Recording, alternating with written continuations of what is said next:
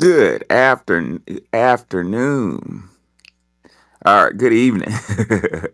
I wanted to get. Oh, hold on one second. We got an issue. Okay, what the heck? All right, can you hear me now, Wani? Weird. I don't see Wani up here. Let me bring her back up. Okay, should I start off with Can everybody hear me?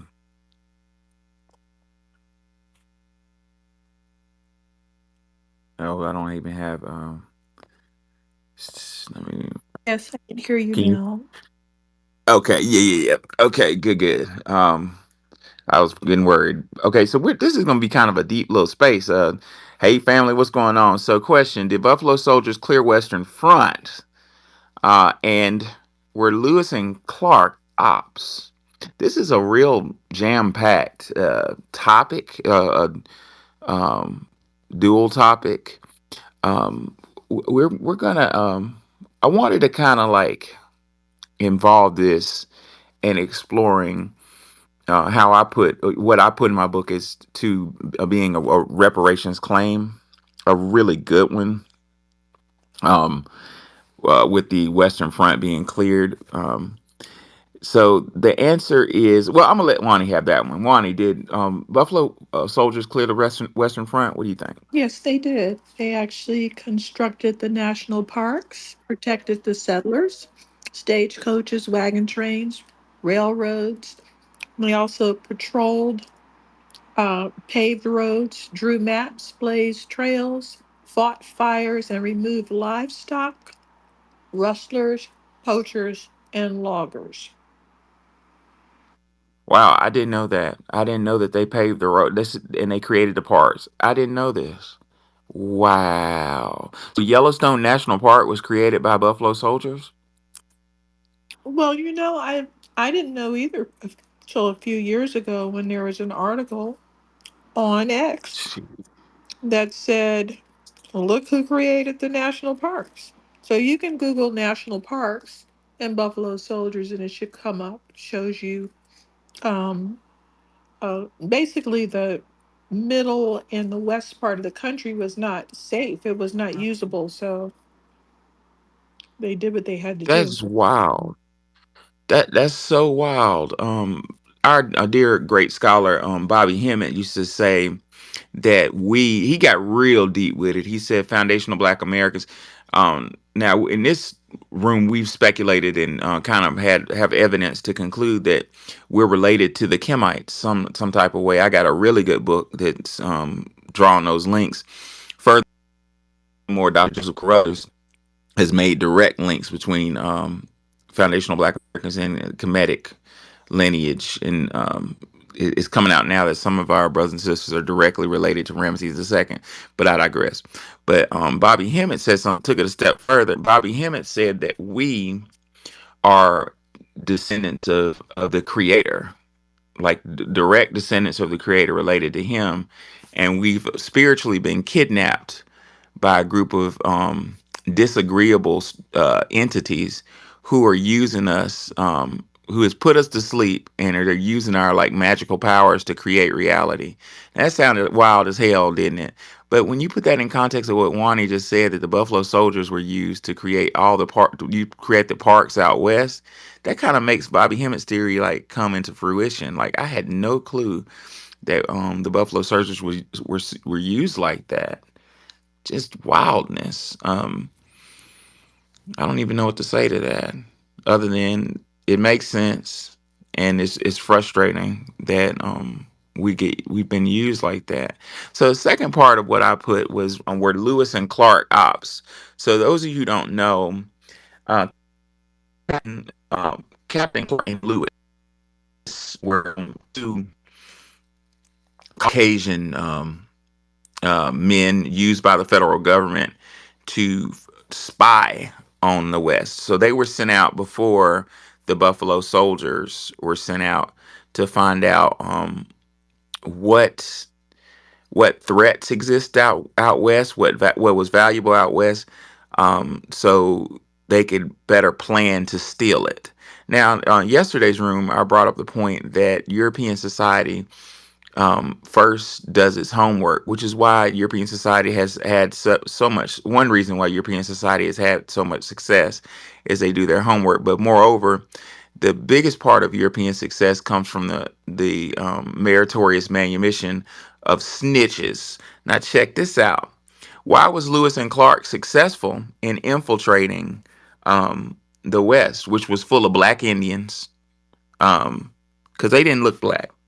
Well, they had somebody with them named York. According to Dr. Snyder, York, however, the mulatto York, who acted as an interpreter on the Lewis Clark expedition of 1903, I mean, excuse me, 1803 to '06, entertained the Indians by exhibiting feats of strength and telling them he had been a wild animal caught and tamed by his master. He was a Uncle Ruckus.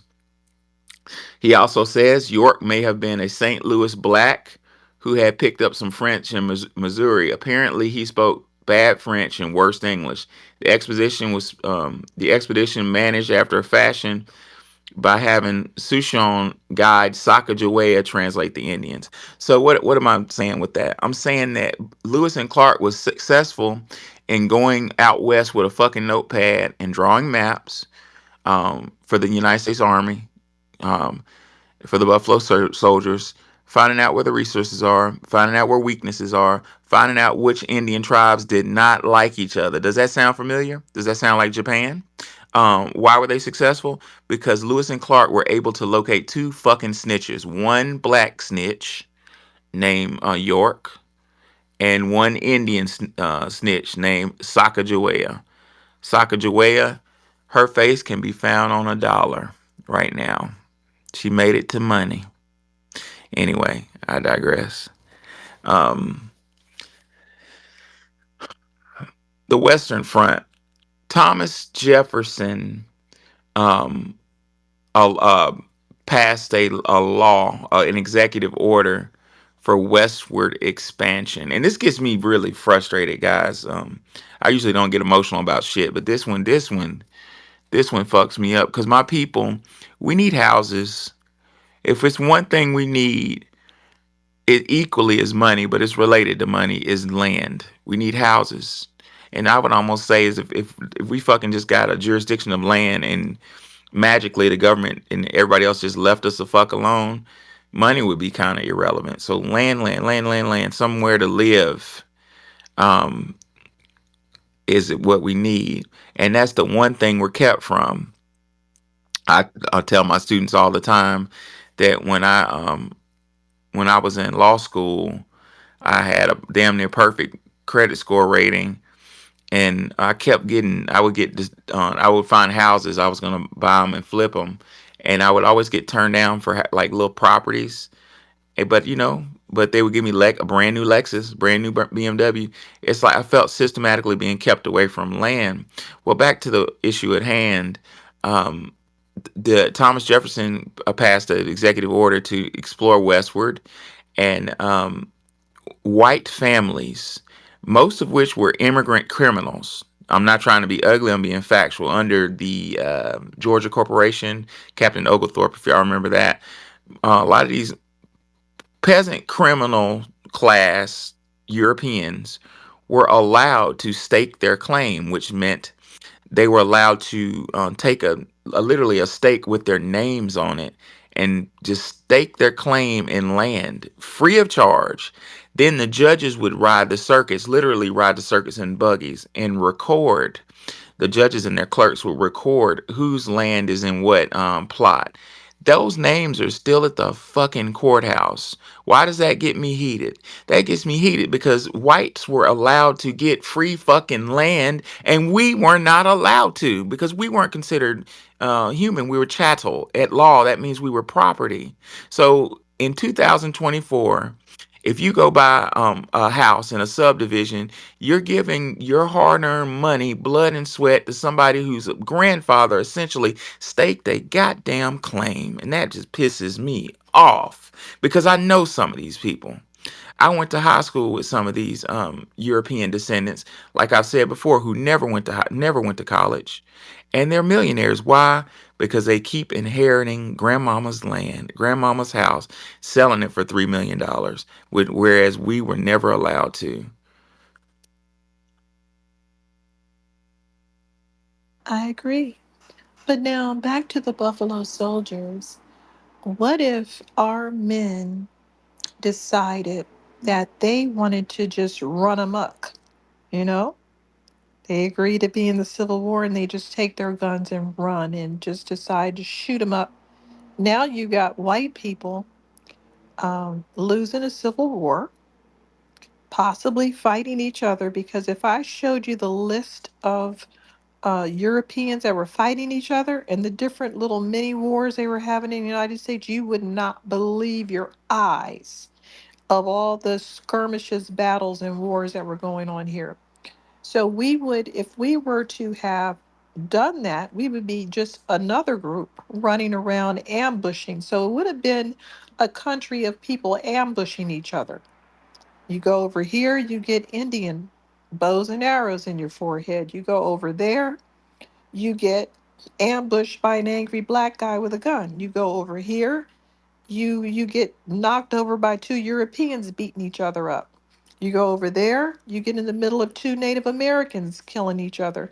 It would have been horrible if we didn't agree to fight in the Civil War and do the things that we did. We literally changed the temperature in the country because I assure you it was hot.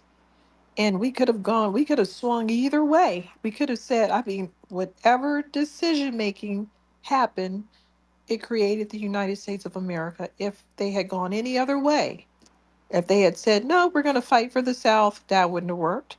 If they said, no, we're going to team up with the Native Americans, that wouldn't have worked. Not enough Native Americans, not enough loyalty from Native Americans. They're just as backstabbing as the rest of them. If we would have gone on our own and said, yep, we're just going to freewheel it, not enough organization.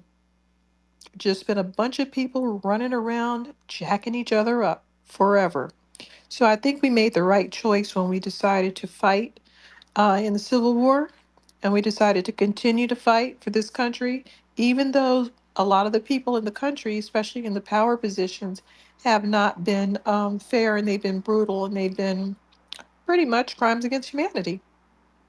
That's what I was That going to being ask you, Wani. said, Go ahead. no, go ahead.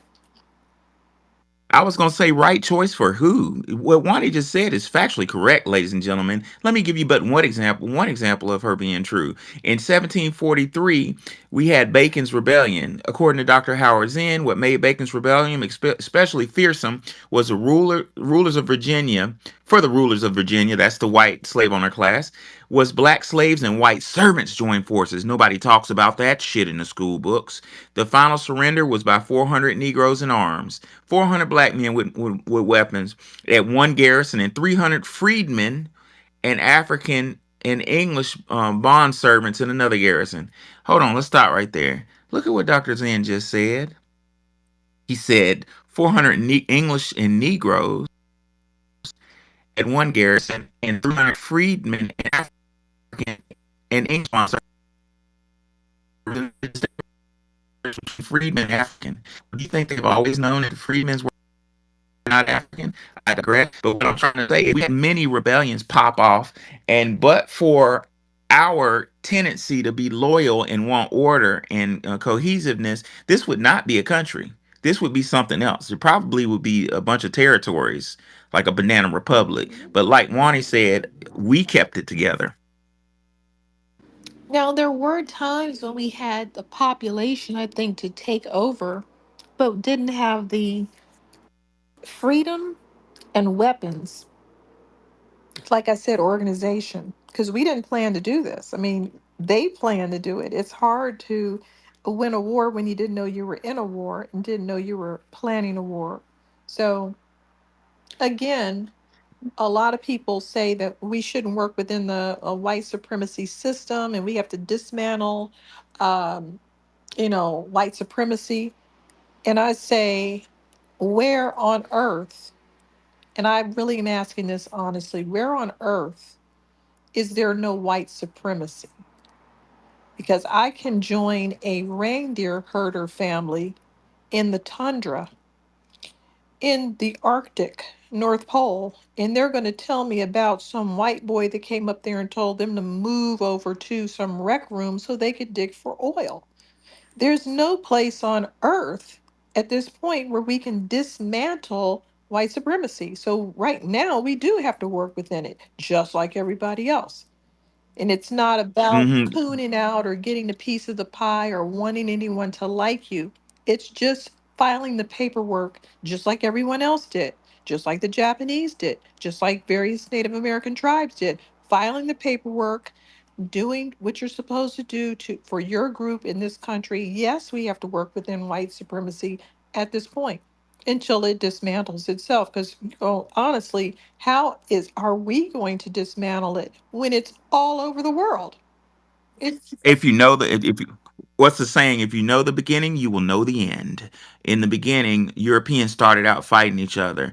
Like our dear brother David Banner said, the best thing for us to do is get out their way and let them go back to delineate. Get out there. He didn't say delineate. I'm saying delineate. Get out of their way and let them turn back on each other. mm-hmm, I don't think it was never our destiny to try to battle them. Let them battle each other because that's how they started out. You said something else I wanted to comment on that it skipped my head. This is flowing, this topic, but doggone it, it'll come back to me one day. Go ahead. Hello, Who's yes. this talking? Dr. Your Highness. Okay, talk to. What's on your mind? Hey, peace, everyone. Peace, Professor Allen, Nikki the God, Wani. I just, I wanted to like come into the room because it's so crazy that you guys are talking about this from this perspective. Because I have a American history professor. He's white, and he's telling us about the westward expansion, and he's making us read this book called Escaping the Dark Gray City.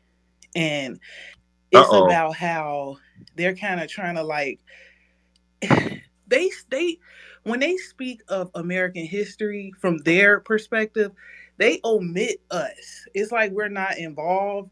I have a problem with Yes. that.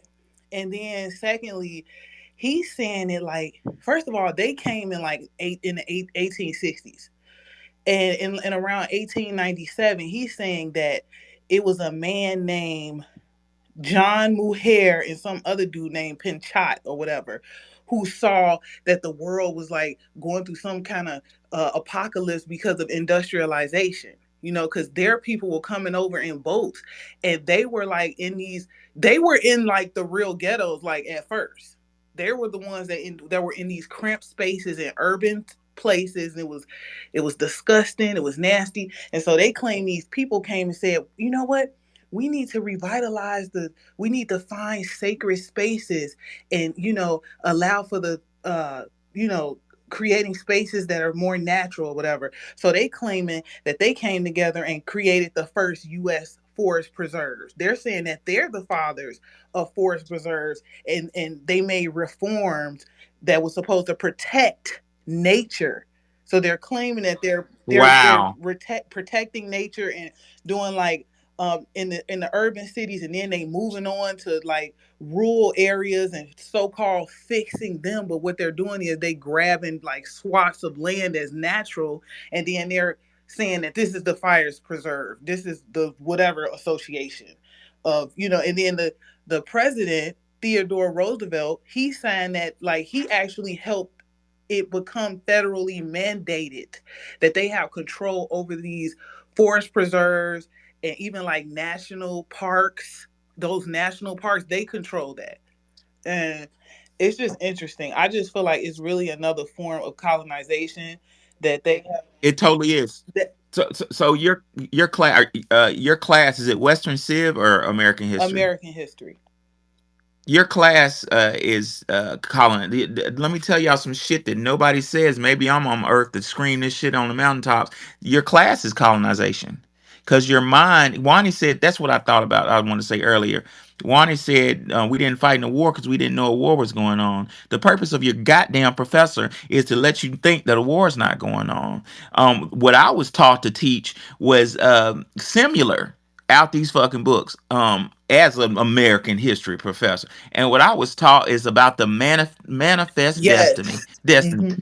That shit don't come out my mouth right now. Ladies and gentlemen, manifest destiny basically says that God told the white man it is his job to take over the world and to save us.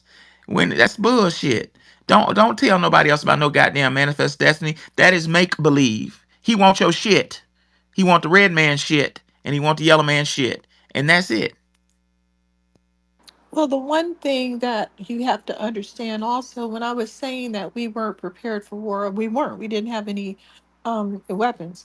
But think about the other people, because you have the people on the Pacific Islands. The first group that got on there were the people that we were discussing, the Austronesians, Australasian groups, the Melanesian, the darker people in that area, and they populated most of these islands. And then another wave came tens of thousands of years later. They're called Austronesians, but they're lighter. They have more East Asian admixture. When they came to those islands, they didn't get murdered by the Melanesian people. They just either blended in. That's why you go there and you see a range of colors, just like us, or either there were not many of them there and they are the most populous. So you'll go somewhere like I guess New Zealand, and most of them look like the Maori people. They don't look brown with curly hair. So it just depended, but they didn't walk into a war because most people interacted with each other. They didn't kill each other. You can see how Neanderthals acted. They were getting busy with everybody. They were making babies with everybody. They weren't slaughtering people in the way that these people are doing. So most humans on Earth, when they encountered each other, it wasn't always a violent reaction. But when these Europeans stepped on these shores, they were coming to kill people. They killed people. They didn't even offer the option like Genghis Khan, where it's like join up with me or die. They just killed people for fun. They killed them with What do diseases you, and with you guys were weapons. killing each other in Africa? We're not in Africa though. What do you guys think about, anybody ever like heard or read about the history of Your Hawaii? ancestors were, though. Our ancestors are here. Hold on. I got this one. So, oh, you got rid of him. But anyway, not worth our time. Good riddance. Keep going. What were we saying? Oh, I was talking about the history of Hawaii. Like, my teacher was, we was watching like the history. Like, I never really, like, we talk about Hawaii, but I never like really peel back the layers into their history, and it's really kind of deep. Well, I will say I have I'm not even going to identify this scholarly source because I'm using it to write a book right now. But I have a fucking scholarly source that I stumbled on just by the grace of goodness, that says it's it's called the genetic evidence for two found. Listen at this, Wani. I haven't even told you the genetic evidence for the two founding populations of the Americas. Yeah. Yes, ma'am. And what does it say? South Americans, notably in the Amazon rainforest, share an ancestry with Australasian and Melanesian populations, not seen in Mesoamerica. So the Melanesians and Australasians were here first. Yes. I think it has something to do with that Pangea, but the Hawaiians, to answer your question, is right along the same uh, zone. If you believe in the theory of Pangea, they're in the same zone as you know South America. I mean, what was it called? New Guinea, and they're all in the same place. But to see the way the how America colonized them, like, and kind of like, you know, it's to me it just seems similar to, like, to even know that Hawaii is considered a part of America. Like, I don't know. It's just deep to me. They It's just it's they real deep, and own if it. you They own it, Yeah, but it's not part. and Guam as well. And then how yep. they started that war, like that wasn't even a long time ago either. Like that's Nope. And another Guam, thing. I'm glad you said Guam. Guam is it's a military asset. There's a huge base there, an Air Force base there. I think a Navy base as well. But yeah, it is frustrating when you, particularly if you really want to get frustrated, sister. Look at the history of bikini, like wear a bikini. Type in Bikini Atoll, ATOL. So one day the Navy just says, and this was like in the 50s, just says, you know what? Fuck it, I'm gonna go to this fucking beautiful place in the Pacific and drop a 20 kiloton nuclear weapon on it. Just, just because I want to see what that'll do. And move the people off the island. Dropped a nuclear weapon that had a runaway reaction. It's supposed to be like 20 kilotons and end up being 40 and double the size, and it irradiated all the foods, and then let the people move back on that motherfucker, like, and develop cancer. It's just, yeah, it's a slap and grab. It's insanity. It's justification for, like I said earlier, I want your shit, and I'm gonna tell you that God told me that I need your shit. But my thing is, I'm gonna go with Sharzad Ali. How in the fuck you gonna let somebody who enslaved your ancestors and raped your grandmama tell you a lick about God? Well, here's why. Um, the monarchy who is doing all these things and continues to do things, the colonists, they believe that they are God's representation on earth. That's their that's why they say they're ruling people. And they tricked everyone into believing that they're God's representation on earth. Want me to get the name of the belief system? I'll go look for it. But the bottom line, they believe that, and they've tricked everyone into believing it. So they do believe that they are working under God. But the question is, which God? Right. A disagreeable one named Baal that requires child sacrifice. Do you guys think that um the whole westward expansion was a form of like invasion, that they kind of like they said it was for America, but it was kind of like to counterbalance us, or are, because when we speak of the 1800s, no one really talks about the 1800s. That, like it's like we they only talk about the civil rights, the 1900s. No one talks about the 1800s, really, like that little period, after the emancipation of slavery.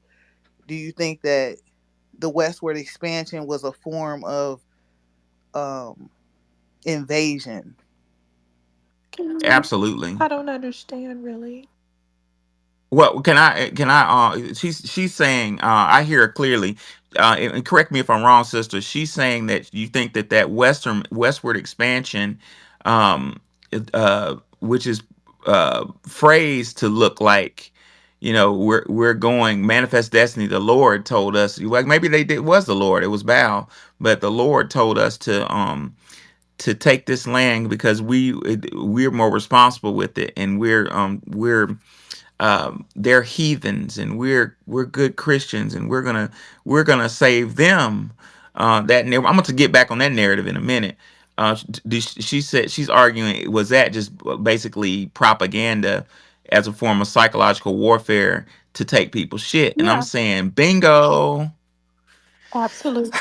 And so the reason, and I can, if I made a sister go a little bit further back than that, the whole expansion of Europeans across the world, I think, was identified by our sister Dr. Frances Cress Welsing, and I'm paraphrasing Dr. Welsing because she said this in a speaking engagement. Dr. Welsing basically said that the European went around just acting savage and raping folk on their boats on that technology that they got from the Chinese,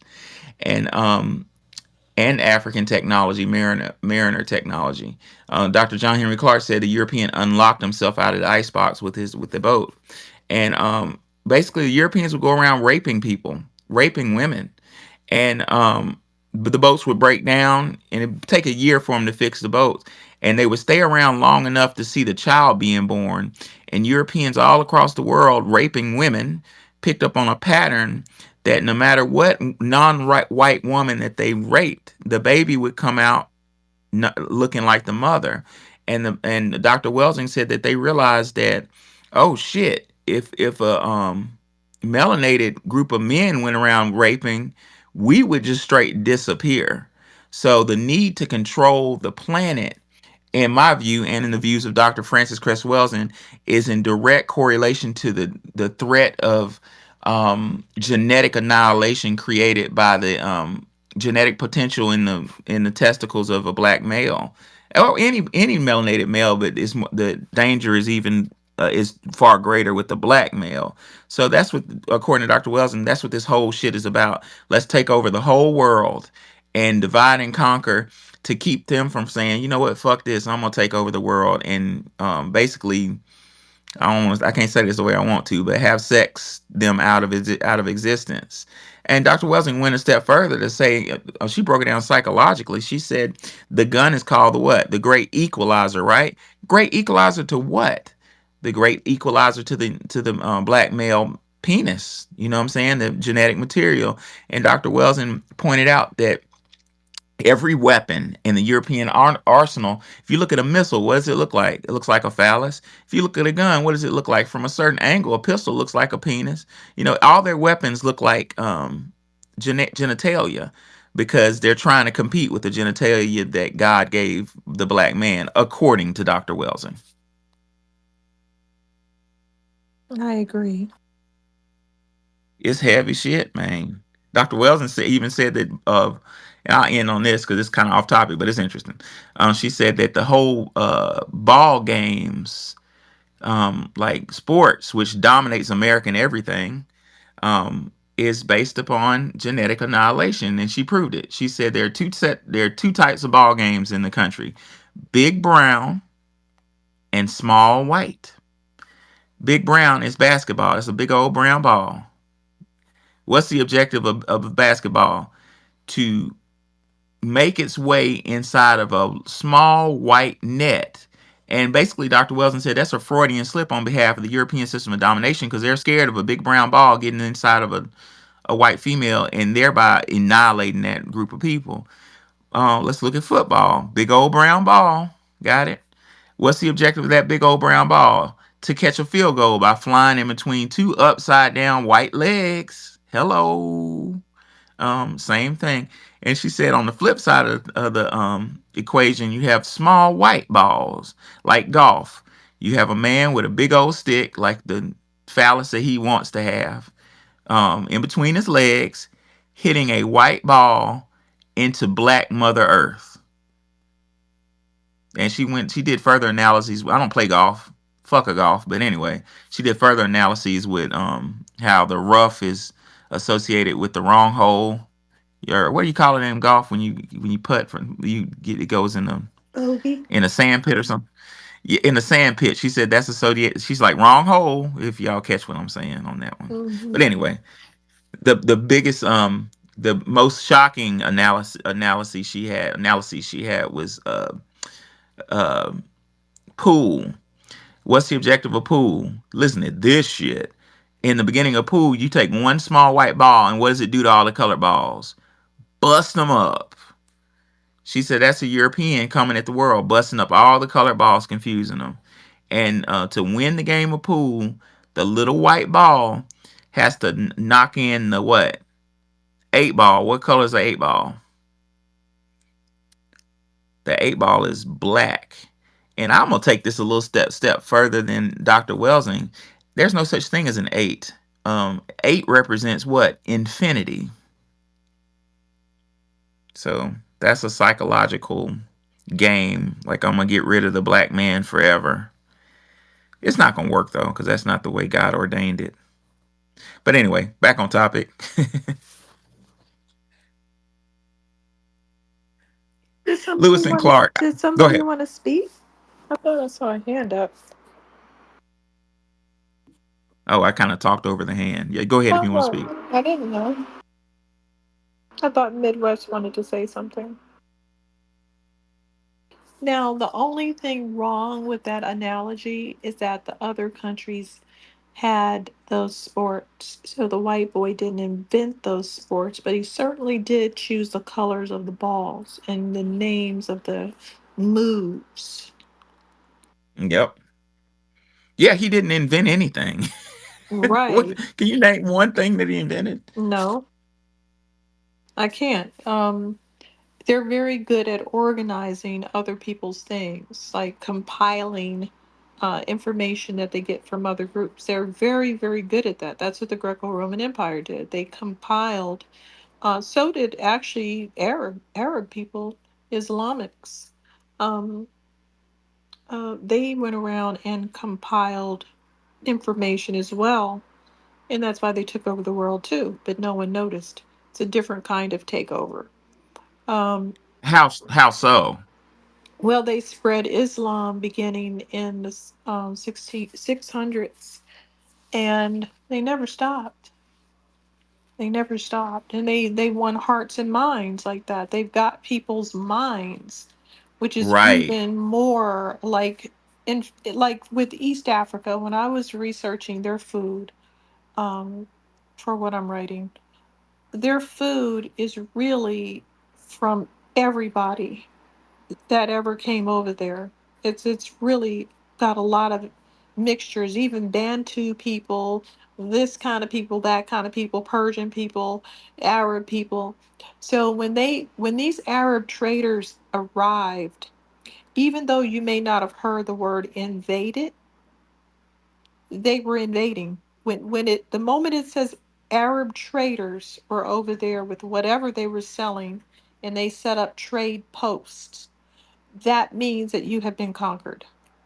They didn't have to take your land or kill you in these particular moves, but they have those people's minds and they feel like they need to do things their way. This whole takeover thing seems to be, we want you to do things our way. Like with the Greco Roman Empire, we're going to spread all over the place. We're going to Romanize everybody. We're going to Romanize people that are different tribes, like Celts and um, Slavs or whoever we run into. They want to make everybody do everything their way. Does that cause a safety feeling because you know what everyone is going to do and what they're thinking, and they all have the same God? So there must be a sense of safety in making everyone do everything your way. It's domination, it's control. If people, like our dear scholar Dr. John Henry Clark said, we need to take a step away from religion and just deal with straight history. If you deal with straight history, you'll find out some things about Islam. And I have nothing against my Muslim brothers and sisters or my Christian brothers and sisters. I was raised Baptist actually. But if you take a step away from Islam and you look at some straight history, you'll see Islam is older than Christianity is the oldest. Now they say Judaism is the oldest. That is not true. That's not true at all.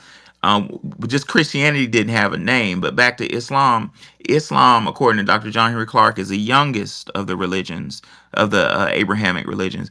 And my only point of bringing that up was, if you look at the beginnings of Islam, it was called Mohammedanism. Again, it was called Mohammedanism, and the Mohammedanist is kind of a hard word for me to say. Would walk up to people, put a knife to their throat, and say Muhammad or die. Right. So That's what they you did know, most of the time. But some of these other places that we don't associate with them invading, they just sent those traders, and those guys influenced their food, their education, the way that they thought. They made them feel like they would want to be them. Someone like a Tipu Tip wants to be Arab.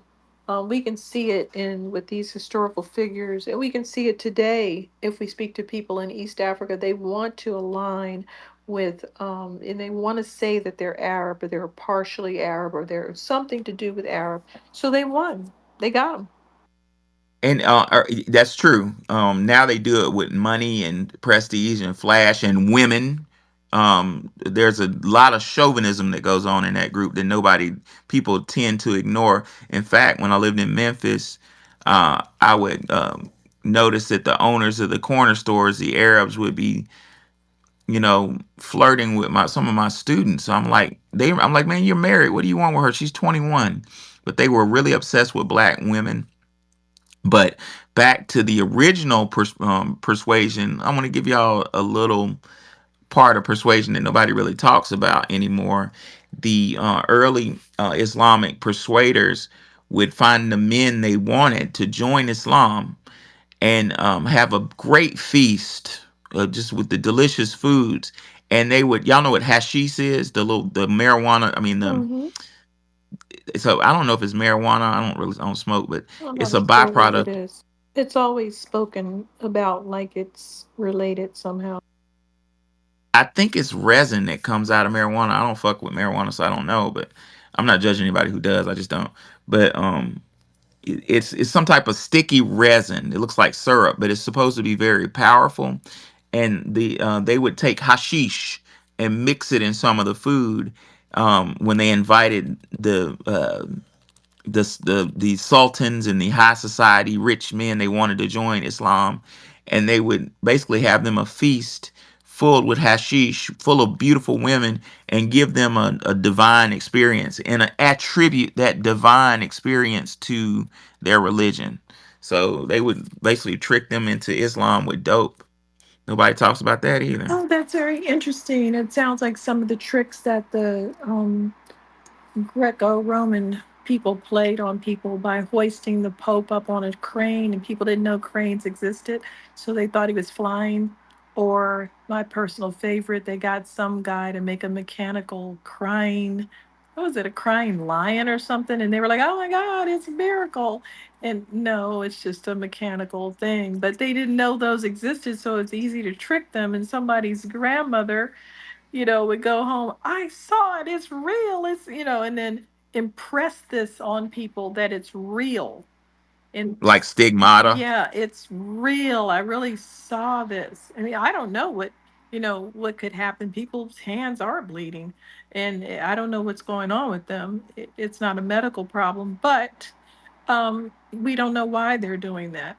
It doesn't mean that God is making their hands bleed. It could be bleeding because the demon is making them bleed. I don't know who's doing Hello. what to who. I do know that some, miraculous things happen, but under under what? I had a family member back in the 90s when I was a real little boy um, get possessed. And she had a nightmare that she was fighting with the gigantic clawed demon. And when she woke up in the morning, I seen this with my own eyes. She had deep claw marks on her back, and it wasn't from fingernails. She was Oh, just in the that's bedroom interesting. screaming. And then we all woke up, and the demon was getting me. And her mama pulled over, turned over on her back, and three big scratch marks, kind of like the monster on the Monster energy drink. So, like Wanda said, you don't know what's making these folk bleed. Now, was she playing with a Ouija board? Yep. Was she? Yep. Oh my She, God. she Oh yeah, Lord. what the story, well, she I don't want to tell all her business, but she kind of went down the wrong track and got with she was in a white high school and started hanging out with, like the gothic people. And let's just say she did something that got her a month-long trip in a psych ward. And when she went to the psych ward, she met some devil worshippers and picked up some Oh, talents. very interesting. Because I And was yep, mentoring these girls and they played with the Ouija board and all hell broke loose for 3 weeks until it faded away. I've seen that shit with my own eyes. I know this is off Me topic, but y'all too. might get a kick. Yeah, y'all might get a kick out of this. It's a game called Charlie that I taught middle school one year, and the science teacher, one of the kids was like, "Doctor, hey, look at this. What is it's a basically the kids make a Ouija board out of two pencils and a paper, and they draw a design, and they put words on it, yes and no, and all that." And they were showing it to me, and I was like, "What the fuck? How the hell is that pencil moving?" So I went and got the science teacher. I was like, "Can you explain this to me? It's some type of optical illusion." And the science teacher got freaked out. She ran out. Well, anyway, years later, I was at another middle school, and somebody was doing the game in the lunchroom. We were all waiting and holding till they dismissed. And we were in a big old lunchroom with all the elementary, kindergarten through K through 5, and 6 through 8. I was with 8. And I just sat back and watched. I was like, you know what? Last time I told them to stop, I want to see where this goes. And they were like, they did their little chant and they asked a question and went to yes. And then they said, so and so, are you mad at me? And the pencil went to why, like yes. And the fucking lights dimmed in the lunchroom. They got down real low, and like a entity. I didn't see an entity, but the kids, the little ones start fighting. The kindergartner start fighting.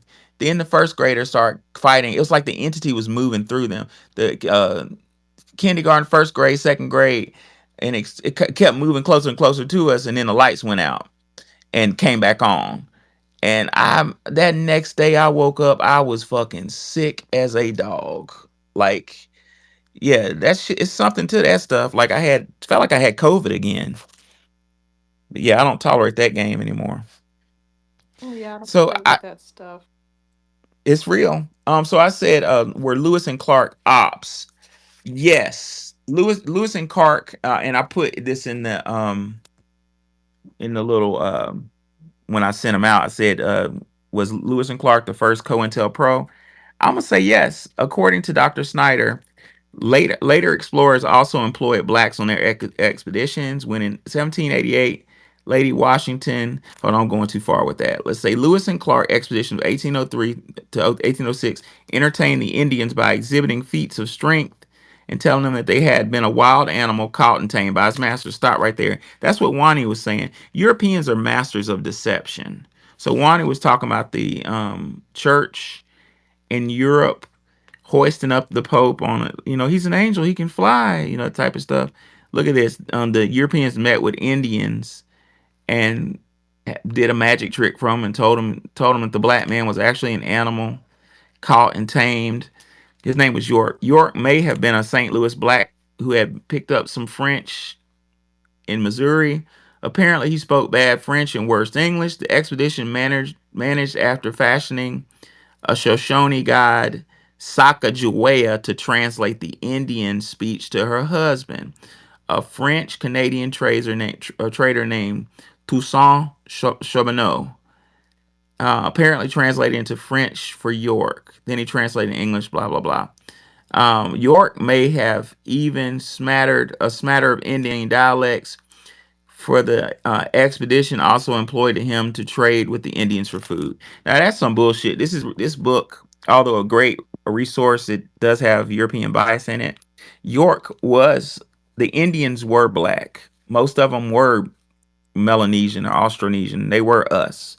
So I think York did have that lineage, but the writers of the book had to put a little bullshit in it. But my point of bringing this up is um,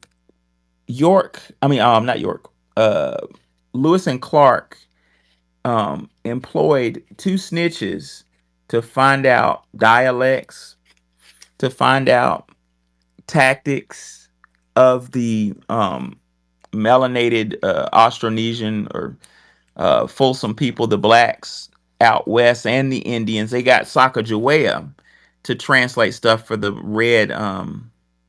What do we call them? The Siberian Very Indians. straight Indians.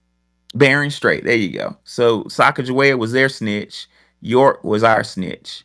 And they spent years gathering information. When I learned about this in grad school, I thought about a cousin of mine who, and I'm gonna end on this. I know I'm talking forever, but I had a cousin who worked for a police agency in Maryland, and he picked me. I went to Georgetown for a little while, didn't finish there, but he picked me up to brag on his new job, and he was just bragging. And this is in 2007. He was showing me that, man, all I do is sit around and interpret rap lyrics. So he got paid 60,000, 65K to sit in a basement and listen to, rap lyrics and interpret them to give to the DA and the the SWAT team and stuff, so they could kick in doors on. So that's when this whole Rico statute charging to rappers was kind of new. I didn't know what he was doing back then, but I get it now. But I'm just saying, my point of bringing all this up is, as I say again, our groups would not be infiltrated but for snitches. I agree. They always seem to have one sitting there willing to do it. I'm not sure how they pull that off, but they do. And that's why I think that when you speak about Chinese people and their life here, they didn't even call the police. They would commit crimes and do all manner of things. Remember, they had that thing called the Tong Wars, Tong. They had full blown wars, but they didn't tell on each other. They kept all their business to themselves as long as it didn't hurt Europeans. Um, they don't snitch each other out, and that's why they at least know that they're in a hostile territory where they don't do that. So they'll do something. Someone will do something very foul to them. Like there was one case where a Korean guy paid some black men to kill his aunt and uncle and brutally killed them, not just shoot them and take their money. He wanted their money. They had a safe. So he paid these two black guys to do it. And he was they wouldn't tell. The rest of the family would not tell on the cousin, even though he instructed those black men to brutally kill his aunt and uncle. That's how much they shut down. They just view telling as kind of a what do you call that? Not like they lost face. A taboo. It's kind of like they have to save face, and this would be exposing their dirty laundry. Well, because Africans have that too. They don't want to expose their dirty laundry. We don't have that. We're Americans, and Americans are probably the least people on earth that try to save face like that. We're more open, where we'll tell people personal things. And in some cases, it's good to get things out in the open, but we're just different. It's different over here in that way with the saving face business to the point of harming yourself. I like that you said the Chinese are aware that they're in a hostile environment, because that right there, that concept of, wait a minute, you're not the same. And it's some shit my daddy been telling me since I was a child, and I was hard headed and had to get a little older to realize it. My daddy was like, hey man, you black dude, you know what I'm saying? Like, the world's gonna treat you differently, because my daddy put me in a rich white high school. I've said this before, but he just would tell me over it would piss me off. I'm like, man, why the hell you tell me this once a week that I'm black? He was afraid that I would get lost in that school and just say, which is exactly what happened. Say, I'm just a human being. Shit. But anyway, I like that Wani said that the Chinese, they're addressing reality, which is what our sister Dr. Frances Cress Welsing tried to teach us to do. Like, stop snitching on each other. If it's not hurting a child, an innocent animal, or your mama, don't tell. Like, that ain't none of your goddamn business. What I've learned throughout my life and career, my legal career, I'm gonna be real careful with that. I'm just gonna put it this way: when I was looking at zip codes in my brief legal career, um, I noticed that in white jurisdictions, in Caucasian jurisdictions, they just didn't report crime. Like, they didn't report it like that. And if crime happened, the police would turn their head. My grandmother-in-law ran a salon. She's a black woman, ran a salon in the richest neighborhood, the ninth richest neighborhood in the country, the richest neighborhood in Alabama, called Mountain Brook. Courtney Cox off of Friends is from Mountain Brook. It's just like super duper. Y'all could drive. I don't give a fuck where y'all from. Y'all could drive through Mountain Brook and still be impressed. You could be from Los Angeles and drive through Mountain Brook, and it's gone with the wind type shit. And anyway, so when me and my wife were dating, we would kick it at her grandmama's salon. She was trying to introduce me, and we would see DUIs and shit happen outside, like people getting a fucking head-on collision, DUI, and the police would come out and just pick up the bumper and drive the people. It's just a different set of rules, is all I'm trying to say. Like, they don't report shit. Like, Um, they report in our neighborhood. I went to an all white high school, and I saw all kind of shit happen. I was in literature in 11th grade, and we had a white teacher. 90% of my class was lily white, and we're sitting down, we're opening our books, and bam, the door gets kicked with a boot, and the FBI comes up in that bitch with a German Shepherd. My teacher reaches for her purse, and he tells her, "Don't you fucking touch your purse, bitch!" Like, I'm just like, what the fuck is going on? Nobody goddamn move. You know, the dog comes running in there like, oh shit, big ass dog.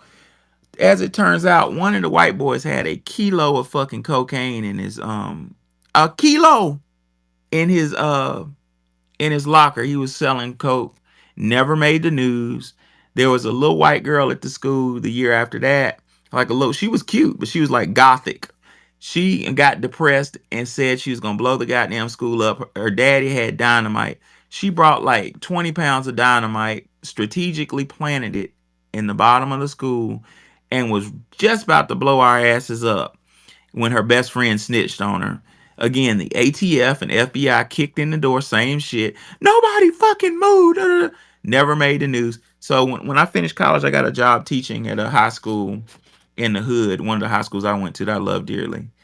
And I was teaching English, and a little boy was smoking a blunt, and he got scared and tossed it in the trash can, and it started just a little bitty fire in the trash can.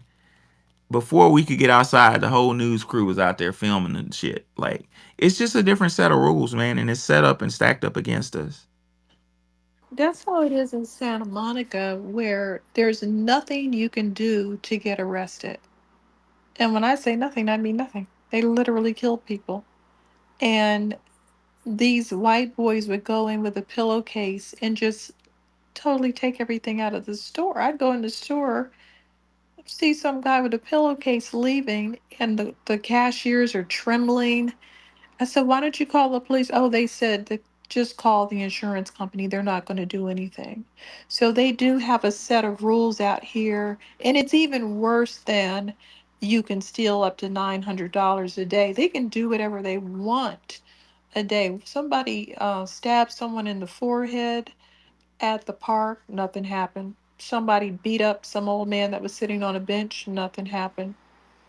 Um, Somebody murdered a woman in an apartment where I was living, a couple of floors below. They said it was vandalism. Really? He broke her doorknob off, busted in the house, and drug her around, and then she died? That's not vandalism. But it is now. And his family, oh, he's crazy and blah, blah, blah. And yeah, I moved. I moved because Santa Monica is too violent. And the person who told me to move there said, "Oh, it's the same as it was, years ago when you lived there." I was like, "Where do you live?" Because no, it's not. And you are 100 years old, so you probably don't go outside. But for people that go outside, it ain't all that. Okay, yeah, it's they allow a certain level of crime, especially from the homeless population. They don't want to deal with them. They don't want to arrest them. They don't want to touch them. They don't want to process them. So they basically have a license to kill. Yeah, what I like to do with my spaces is to try to let's try to take a lesson from history. What they say, all history is a current event. So let's look at Lewis and Clark as ops. What did they do? They went around, they cherry picked a snitch from the black melanated Australasian community, and they picked a snitch from the red Bering Strait Siberian community. And for years, they just went around taking notes. Let's apply that to more common history. Does that sound like Justin Timberlake? Um, can we make draw parallels between Lewis and Clark and other people who sneak in our midst and take notes and cosplay as us and then get used against us? Could Eminem fit in this category? You know, all I'm saying, ladies and gentlemen, is we need to learn this lesson. We need to close our lineage off to people and to outsiders, and need to work on our self-esteem, because it shouldn't be a need to invite other people inside into our inner sanctums. Like Wani brought up the Chinese. I love that example. When I spent my little time at Georgetown University, we would go to Chinatown. It was downtown DC, and Chinatown was run by Chinese people. Like what I'm trying to say is, it didn't seem like Chinese had a need to um incorporate other people into their shit. And I'm just wondering, how can we get some of that juice? How can we get some of that? I want my own shit, and I don't really need anybody else to be involved with it. Well, how do you get to that point? Well, the first thing you have to do is have a group of people that will buy your goods. That's the first thing. They have enough population where they are going to keep themselves going. And yes, they want outsiders to come to the restaurants and stuff like that. But if we had a loyal base in that neighborhood, which we did in all the neighborhoods that we had ourselves. But the goal was to scatter everybody around, including themselves. They're all scattered. Their mother is here, they're there, they have a job over there, their sister is there. The way that things have gone in the country, everybody is scattered around. So, and I don't know if we can have this communities that people had in the 50s anymore, just based on the way that the patterns of moving are. Hmm. So I'm hearing you to say, and I agree, we have been scattered with public policy, with the railroads and the highways, and I don't see those other groups have been scattered. I don't see like the Chinese and the Indians have been. They're allowed, in my view, they're allowed to congregate. Would you agree that they're not being targeted like we are?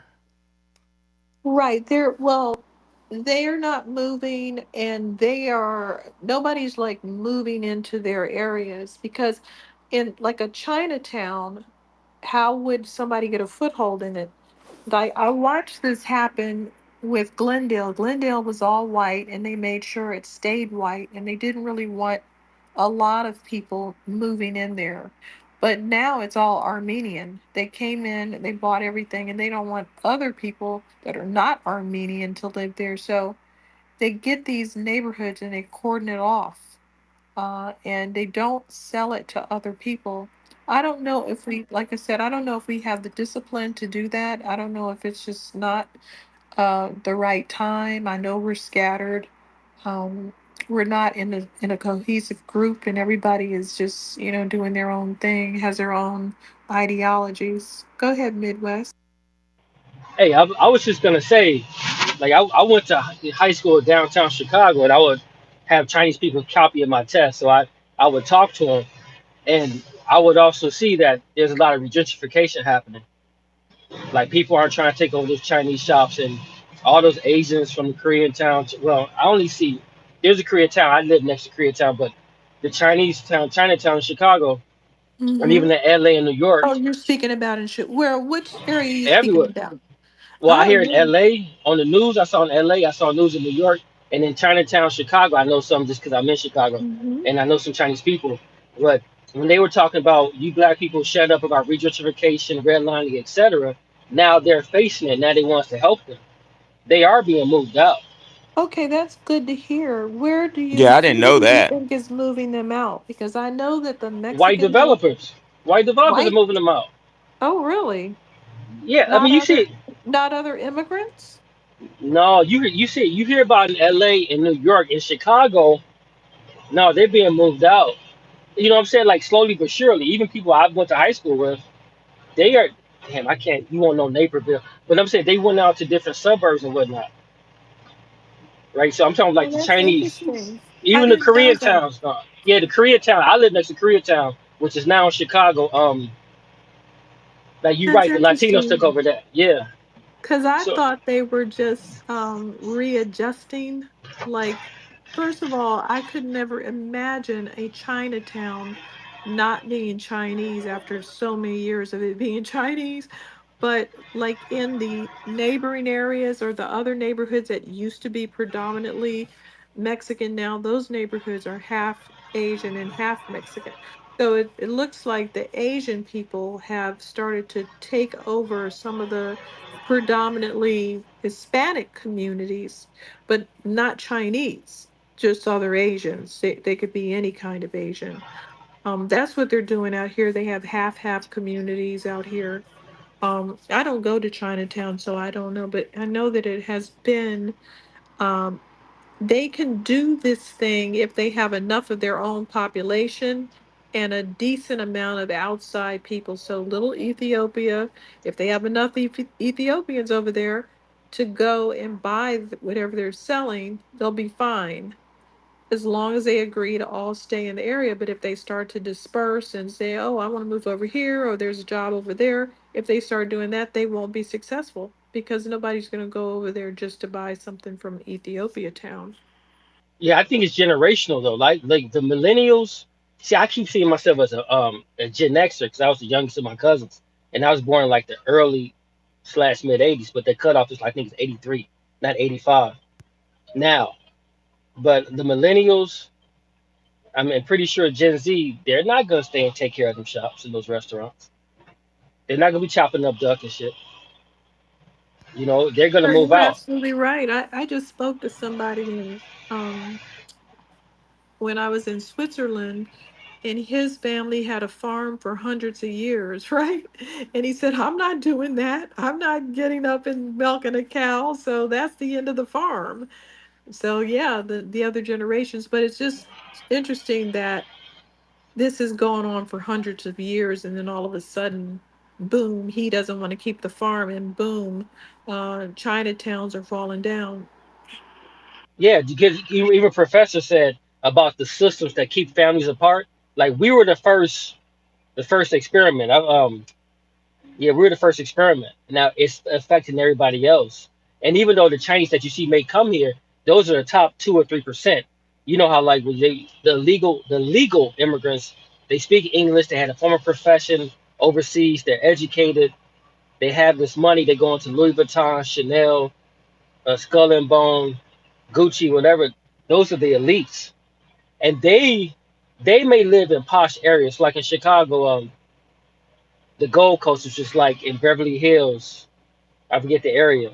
Which you can still get clapped at because I was down the street with FBG Duck got hit that day. You can still get hit in the Gold I saw Coast. that hit. Yeah, you can. That hit was in broad daylight. Yeah, and I was 3 blocks away at the the Gucci store. But you can get hit. So I'm just saying that's what it is. But they disperse and they move out. I mean, even right now, I wanted to keep my grandfather's farm, and I would have stayed there. I could be by myself, but my family sold it. So it's typically a generational thing. People want to be outgoing, and with the what too long didn't read generation. If it's not bright lights, explosions, etc., they're not gonna stay. They get bored by just monotony. That's a good point. True Station, what's on your mind?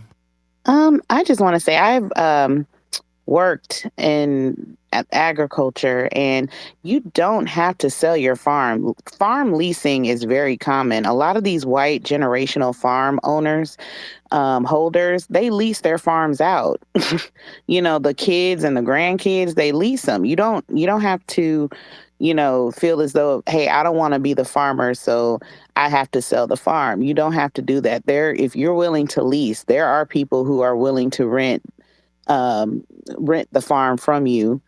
And so you can maintain that ownership and make it profitable for yourself. So I just wanted to say that.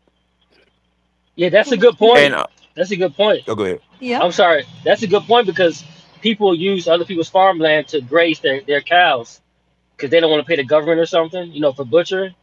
They do it all the time. And then you get these white guys that I was in South Dakota. Did not roast me because I was a nigga in South Dakota. I was in South Dakota, and this guy was having these white guys hunt turkeys during a certain season, right? Hunt turkeys and other wildlife and keep these mountain lions away. So yeah, true stage. That was a good point. So tell me what I South Go Dakota's ahead. like because I've never been to South or North Dakota. Those are the only states I never went to or drove through. Okay, It South seems Me Dakota. very neither. boring and white. No, I was in the Black Hills. So the Black Hills is a bunch of like native populations, and it's literally like Black Hills up and down. I've been through Pierre. Pierre is born like what you picture in like Billy the Kid versus Doc Holliday. It's something like that. And Pierre is the old town. And then you have would you have the Mount Rushmore, and you have the big other Native American attraction there that it's taken like 300 years to make. I'm exaggerating. And then North Dakota, it's a lot of white people. It's really flat, and it's and a lot of Canadians go there for some reason. They ask you how did they use the gas machine because they can't fill up their cars with gas. And like the people go there for fracking. So you remember y'all talked about AVE space how white people like there are a lot of white people who don't have the education, maybe college dropouts. With the fracking, they will go there and make a lot of money. Like probably in the early 2000s to 2012. You see populations like that. There's a big military community there with the Air Force and the Army. And Fargo's just really, really white, like white, like yeah, that's pretty much it. It's nothing there, unless you go to Canada because when you And go it gets north of cold, right? It's cold as crap, yeah, right? it's nothing protecting you. There's no mountains, there's no forest. Like in Damn. Chicago, we have like in Chicago we have the lake effect and the what do you call it when that wind hits you off the lake? Like it can kill you. I would walk to high school crying with tears coming down my eyes. It's like that there, but there's no water there. So because there's no trees, there's no mountains, it's gonna get you. The hawk is gonna get you. That's what they call it. But there's nothing there. You want to go to Montana. Montana's where it's at. But be careful. I went to Montana and me being black, I go outside. I'm checking the surroundings. It's like there's marshland there, but it's like quicksand. So you gotta be careful with that. And then Right. Real quicksand? no, the marshland is like quicksand. Why? So they have I don't know, but I know the only thing jumping I'm walking through is those chipmunks. You can't What? yeah, I'm serious. And then I was in Rocky Boy. Yeah, Rocky Boy is like that. Then people will too they want to capture the essence of like bears and whatnot. So you gotta look for bear tracks. That was kind of scary. So they'll like bleed, let a cow bleed out. Here come the grizzly, and everything's pitch black at night. But Montana's the where you want to go, and it's open carry, so you should feel pretty safe there. And it's not corny and white. Well, it's corny and white, right? No, no, no, because a lot of those Californians move off to Montana. They move to Oh, Missoula. okay. They move to and what I forget the major cities though now, but I know Missoula. Then I mean, I'm gonna lie to you. A lot of those black dudes, they want some snow. They want to be chosen by the frozen. They'll go to Montana, Wyoming, Denver, Well, and that's so fine, honey. I'm not interested in all those, people that do that. But I was just wondering what was going on over there. Sometimes they'll show something and it's got some like cowboy activities, and I can see the county fair or something, and everybody's white, and I'm like, whoa, yeah, you see that. But I think that's mostly like like you talk to Andy, she probably seen things in Oklahoma, Texas. I've seen things in Wyoming okay. and then Montana. But I think yeah, I've only seen it in Oklahoma, Wyoming, I know stuff someone. like I that. know someone from Chicago that went somewhere in Montana, and like he has, it's like an unsolved like murder like right now. Well, they're not calling it a murder, but he went to like this ranch, and it was supposed to be like so it's like some spiritual retreat, and he was found on the side of the road, and they're trying to claim that he walked most like miles. He got found like maybe 10 miles away, and yeah, it was, and he was like the only black dude too. It's real. They're hey, they're lying. You're not walking 10 miles away in that pitch blackness. Yeah, but the sheriffs Everything and comes for the you. sheriffs and everything, they're trying to say that he ran out there. And then it was some woman that was with him, and she's trying to say that it's really weird. So just be Is it a careful. white woman or a It's a black white woman? woman, and Mm-hmm. she was with she he was staying with her, and he just ended up disappearing. But it What felt. is going on with black men And he was a very like athletic. disappearing with white people? Yes. Remember that African guy that went on the boating trip in Montana and was the only one to fall off the boat and disappear? I think it's been a few of them, like hunting He trips was and a stuff like that. basketball player. Yep. Then there was the old hunting trip. You walk ahead, Caribbean guy friend of ours. You know, Well, one, they intentionally take out Boy Scouts, so you can't do orienteering. You don't know how to go around. Like everybody knows, at nighttime you like stay still. You don't go move unless you doing like you're in the military. You got night vision goggles, so you're doing a training exercise, or you're gonna take out some white supremacists cooking meth out there, and you with the FBI. You don't do that. Like you can't see no grizzly. You can't see those mountain lions coming at you. You don't want to run into a wolverine by accident. A mountain lion will fuck you up. I was walking my dogs to Tennessee and in Shelby Farms, it was really beautiful park in Memphis. And I thought it was a real fucking lion. Like it looked like the shit off Lion King, like Simba's girlfriend. That shit was huge, man. It was like as big as me. Like it saw my dogs and got freaked out and ran the other way. But if that thing wanted to, it could have fucked all of us up. Mountain lions ain't nothing to play with, man. They just said this. Jaguars used to be a part of North American, you know, ecosystem. They're creeping back up. Yeah. They're still in. They're in Florida. The The Jaguars. yeah, there's still some in South Florida in the Everglades. They said there's some in Texas and Arizona and New Mexico that they see because you don't see those cats. Like they're too stealthy. Yeah, I was at the zoo when I was in college, and it was my first time seeing a jaguar. Jaguars aren't as big as like a lion, but they are stocky as. I mean, they're gigantic, but they're just stocky. They look like bodybuilders. And this male jaguar, did not fucking like me. Like he was just like walking around at me and just like pacing, just like hissing at me and shit. I was like, man, that thing, get out of here, man. Like if I don't reach for my pistol, I'm gonna get towed up. I mean, it was like ripped up, man. So Buffalo Soldiers. So Wani, I read. I'm not so much of a scholar on Buffalo Soldiers.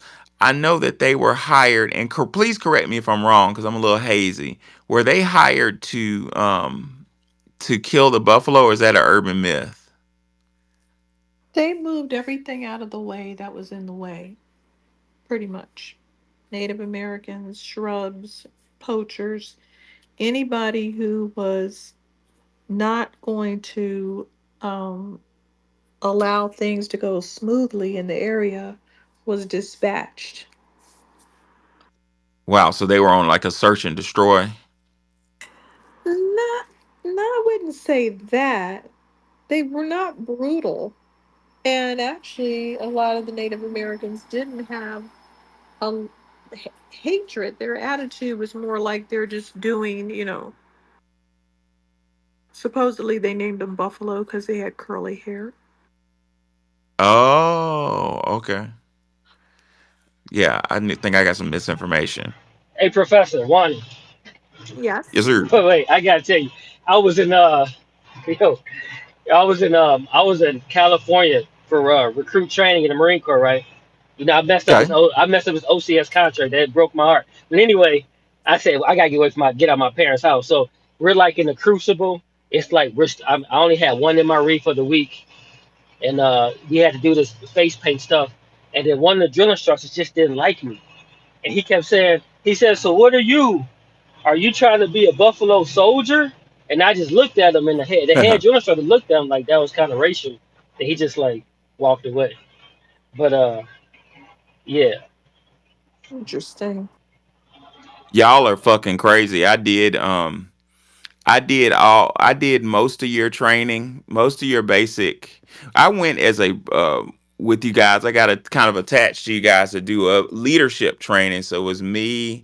It was a major from the United States Army. There were some NCOs from the Navy.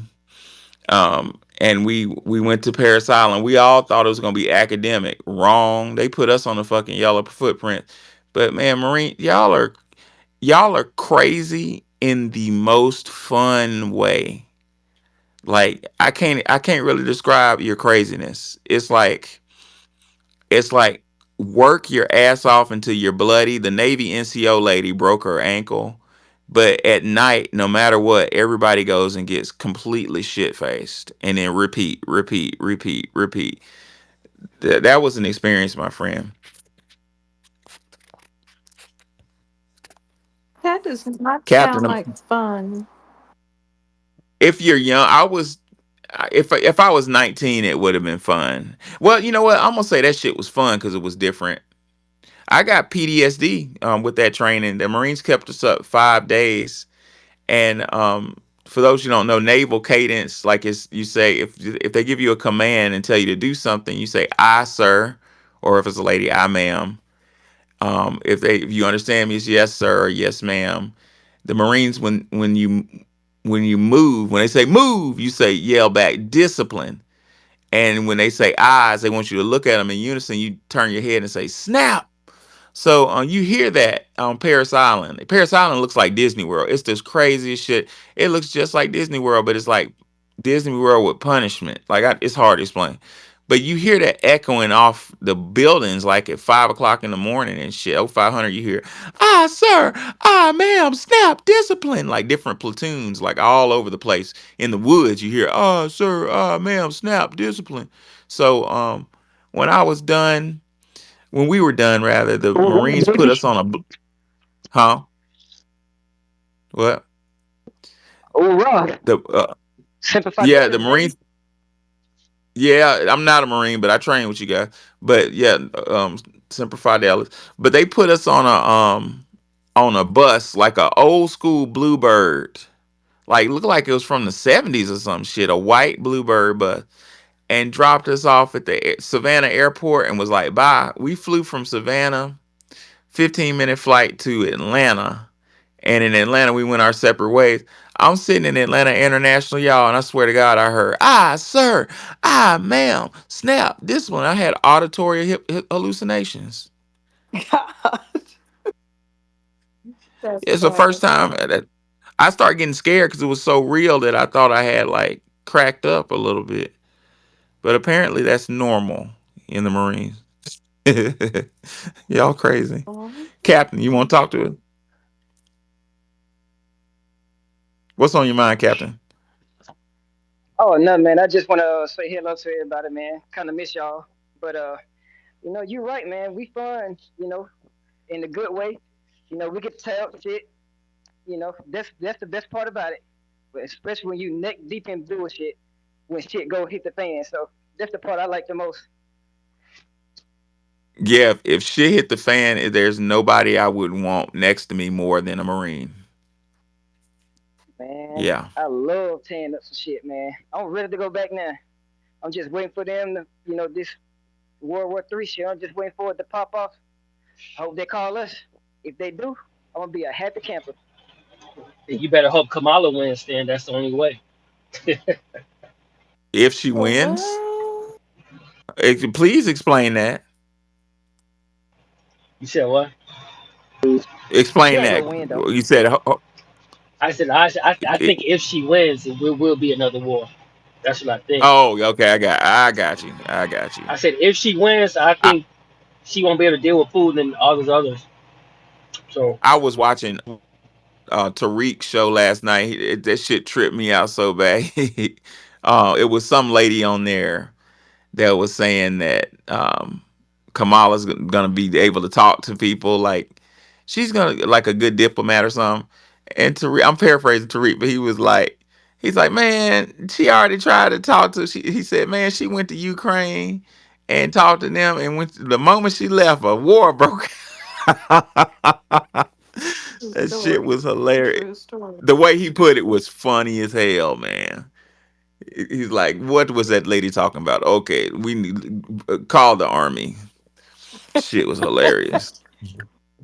She is a total Man, goofball, I that woman swear. there, boy, I tell you, she ain't no good news at all. That motherfucker right there, yeah.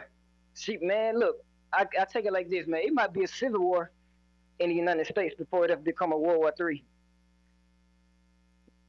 Yeah, there's a book called the Next Civil War, written by Stephen Marsh. Stephen Marsh is a Canadian empirical scientist. Like the reason why I said that is he's not American, so he don't really have a give a fuck in the whole equation. But his whole career has been built off of taking numbers and drawing probabilities. Like, okay, given these numbers, this is what's going to happen. And about 3 years ago, he looked at the numbers in America and predicted that we were going to have another civil war. That we Who? were at the Who? same Stephen March, No, I said between who? between like just the conservative element and the elites. I mean, the poor, the rich and poor economic. Oh. No, it's Yeah, between it's buddy, between the Christians and the LGBT. That's a joke. that's a factor I think too. that's a joke, but yeah. But I think like the guy was saying, I think if China invades Taiwan, they're gonna be backed by Iran and Russia, probably, definitely Iran. And then looking at what Israel right now, I want to see who I am. Do Iran back Hamas? And they have that new currency. Yes, I So ran.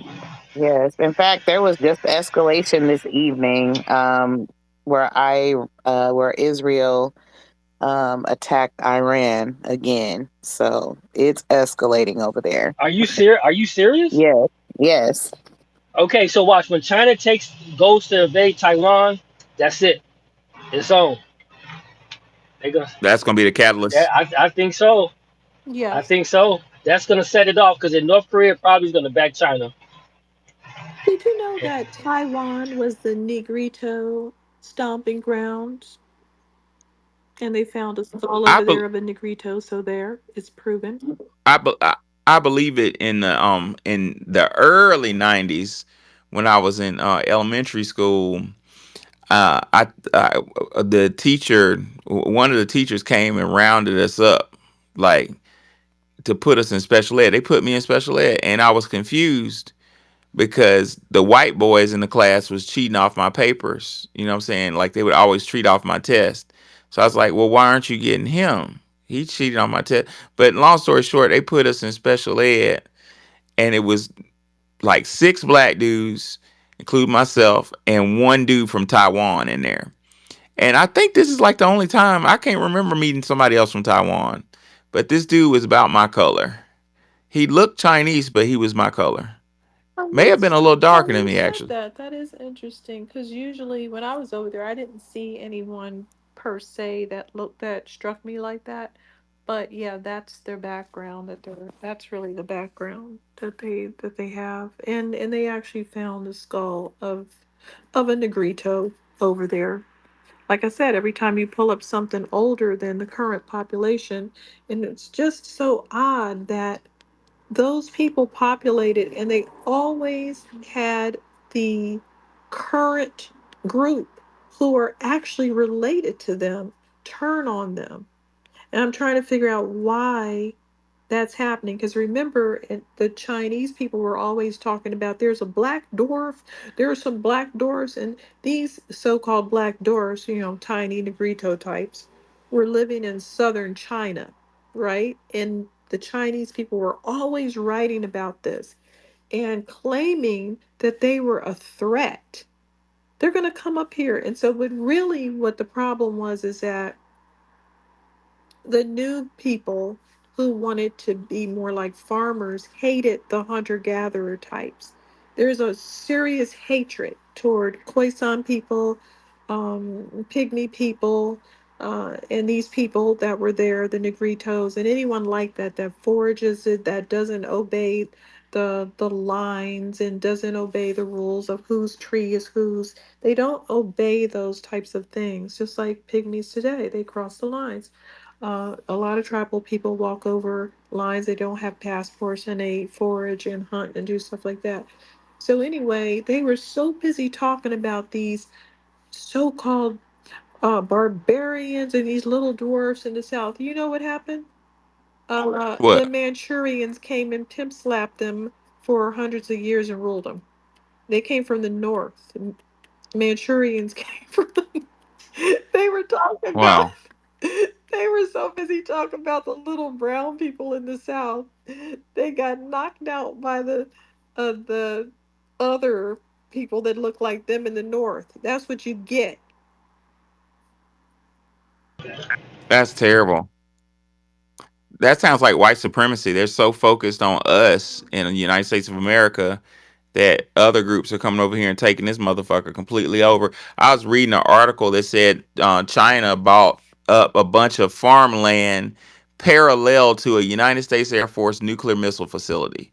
And like they found like they had sophisticated spy equipment trying to on this random farmland trying to see, trying to peep out our missile silos and shit. Like how you going to let a Chinese company buy land next to a nuclear missile facility? They too busy looking at niggas, man, to see what we doing. Come on, Five. What's on your mind?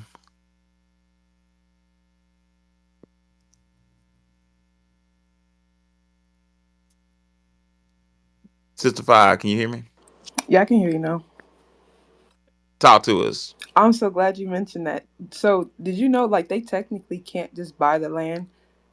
So I was watching this documentary on this family called the Bundy family. Not not Ted Bundy, non-related, but or I don't know. But they live out, I believe, in like Nevada or somewhere. But basically, they discovered that China was able to buy up a lot of this farmland because what they did was the United States had been recognized at a bunch of phony ass tribes, basically the $5 Indian tribes, and what that they get a lot of land, and because they're quote unquote sovereign land, the Chinese end up buying the land from them. So, Oh. mhm. So that's what they've been doing. So that's why we've been seeing them like, oh wow, we got this tribe that we discovered and we signed a quote unquote fake ass treaty with them back in like and that's what's been happening. And they've been like quote unquote, I mean they've been stealing our identities too. And like yeah. But yeah. And that's why it's only in Well, it's certain parts of America because they can't get to all of America. yeah, early in our marriage we found a really nice my wife and I found a really cute house in a neighbor right outside it's in Memphis, but it's right outside Bartlett, which is a really quaint neighborhood in Tennessee.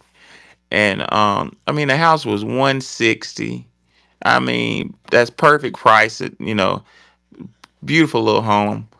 And we just said, fuck it, we gonna buy this. And made them an offer for exactly what they were asking.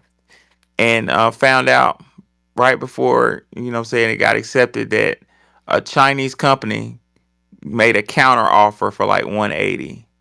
So they ended up selling the house to a Chinese corporation that didn't even have a full name. And the fucking house sat vacant for 2 years. Um, you know what? If I ever ran for office, I would try to make that illegal. There's no way in hell you They should sell to. actually did. They tried to make it illegal, the Republicans, and they've lost. Wow. We'll see. I mean, that's what happened after the 2008 crash. We'll see, and that a lot of people don't know that Obama, with his sleazy ass, he helped with that because a lot of people who lost their homes, like for the most part, like 80% or something like that, crazy number, high number, all bought into this program where if they could earn and come up with some money or come up with the like basically the value of the home or temp or some like maybe like 10% or whatever, a lot of people were able to just save up to the actual value of the home to try to buy their homes back, but they couldn't because they had to have like millions of dollars in escrow. And who has millions of dollars in escrow? foreign, foreign nationals and whatnot, who have millions of dollars. China, India, you know, China, India. What's that one small town? Like a lot of like multi-ethnic people, type not Hong Kong, but either way, just like a lot of foreign people. Singapore. Singapore. Singapore, Yes, right? thank you, Singapore. A lot of big like billionaires in India and whatnot. Yeah, and so that's basically what happened. Is that he basically sold us out to other foreign countries so that they could come up and buy land. Because again, who has millions of dollars in escrow? That's a military, like that's a strategic. That I mean, that really, that's like a strategic hazard. Like you're fucking with the American, this the integrity of the American system when you do that. I mean, families, American families make up the United States of America, and when you're selling our houses to our fucking enemies, I mean, I don't know, man. Is it just selling out, or are some of these people just dumb? They already sell those citizenships, like those Chinese Yeah, elites. They have to golden buy a certain golden amount. Yeah, visas. yeah, they already buy them, and they already have town. Like Wani, you know those towns outside of L.A. I forget where Tariq was talking about it. They already have that stuff. Yep.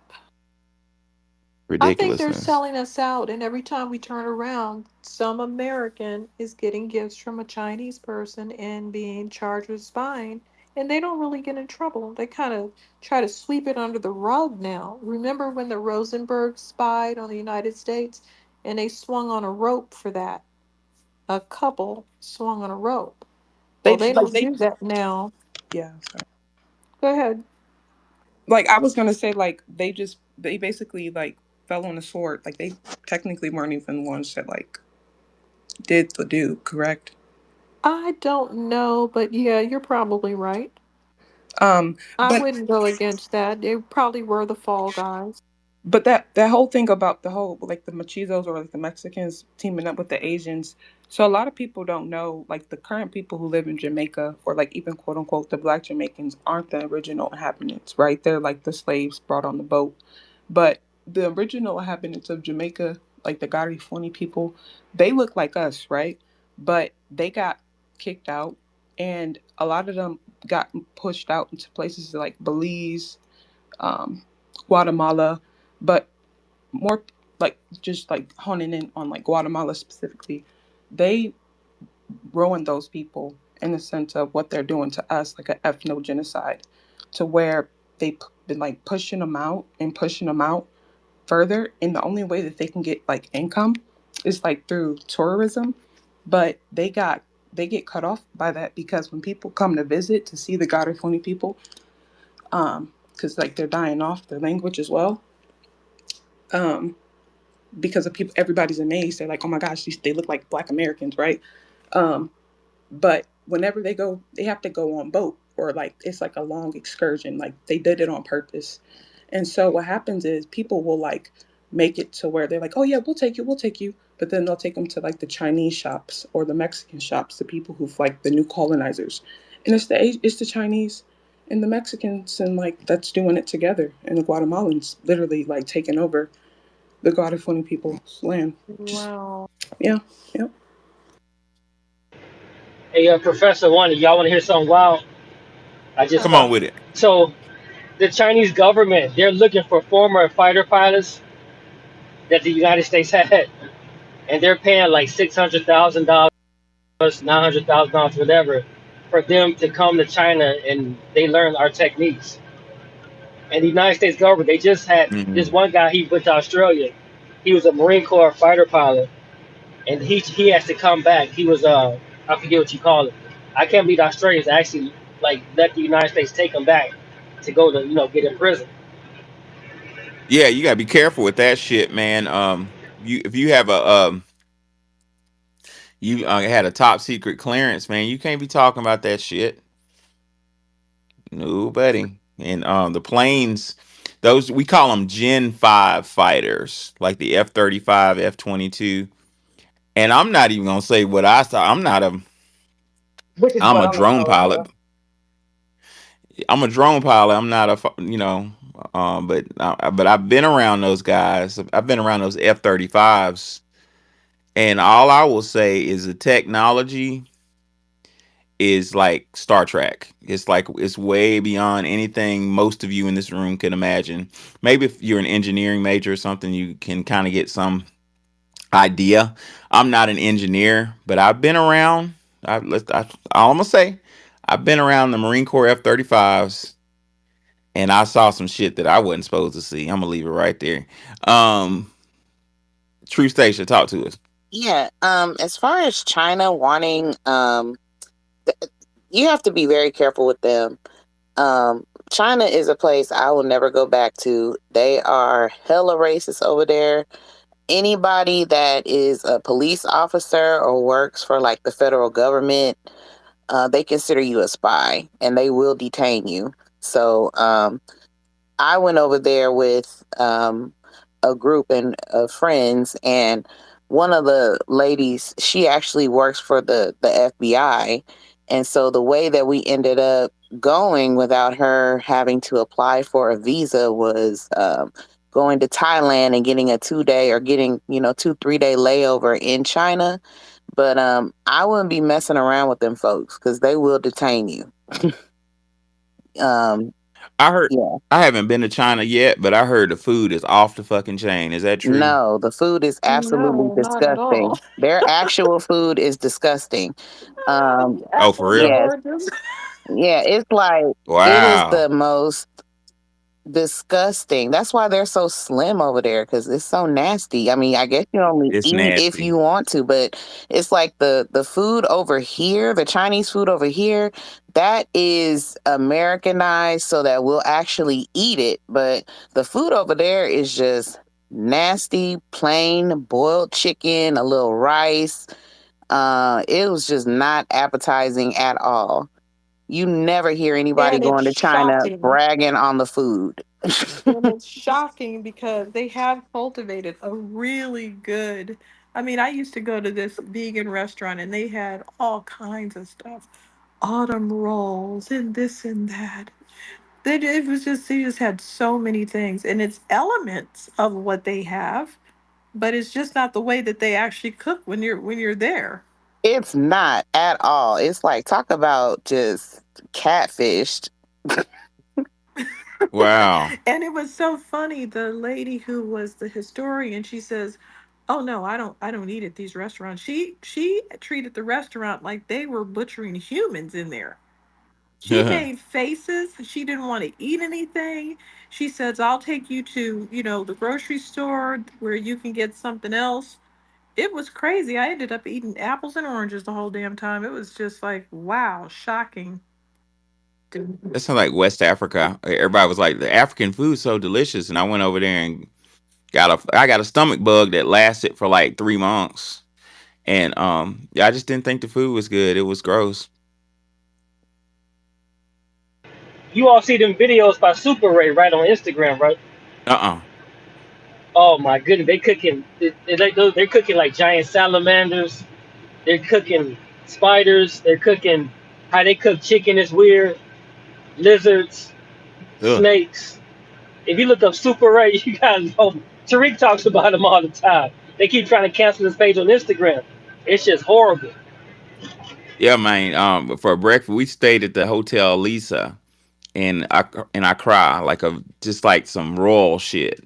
And I was so hungry, man. We went downstairs for breakfast, and they had everybody dressed up in big old chef uniforms and big old plates of food, dressed up so pretty.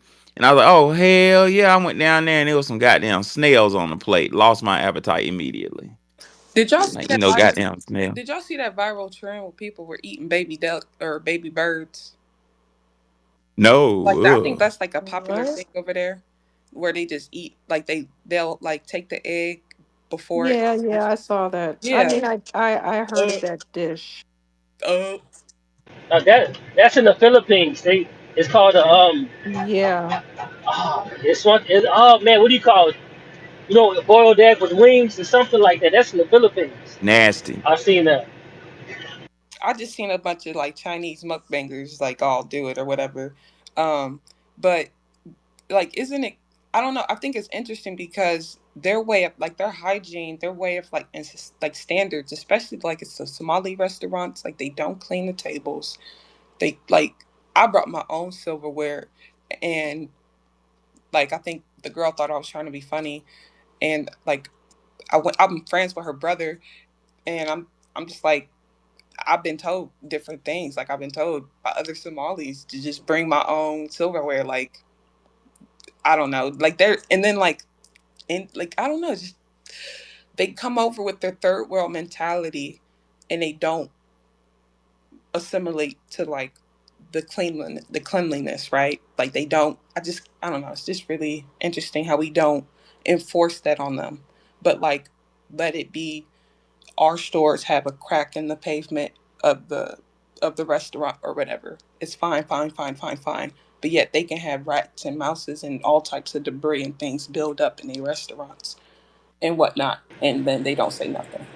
And then It's a they You talk difference. know, about how our food is so unhealthy.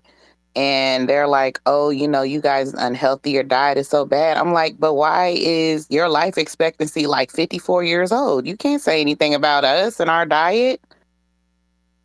Yeah, it's a standards of cleanliness, or the whole standards is totally different.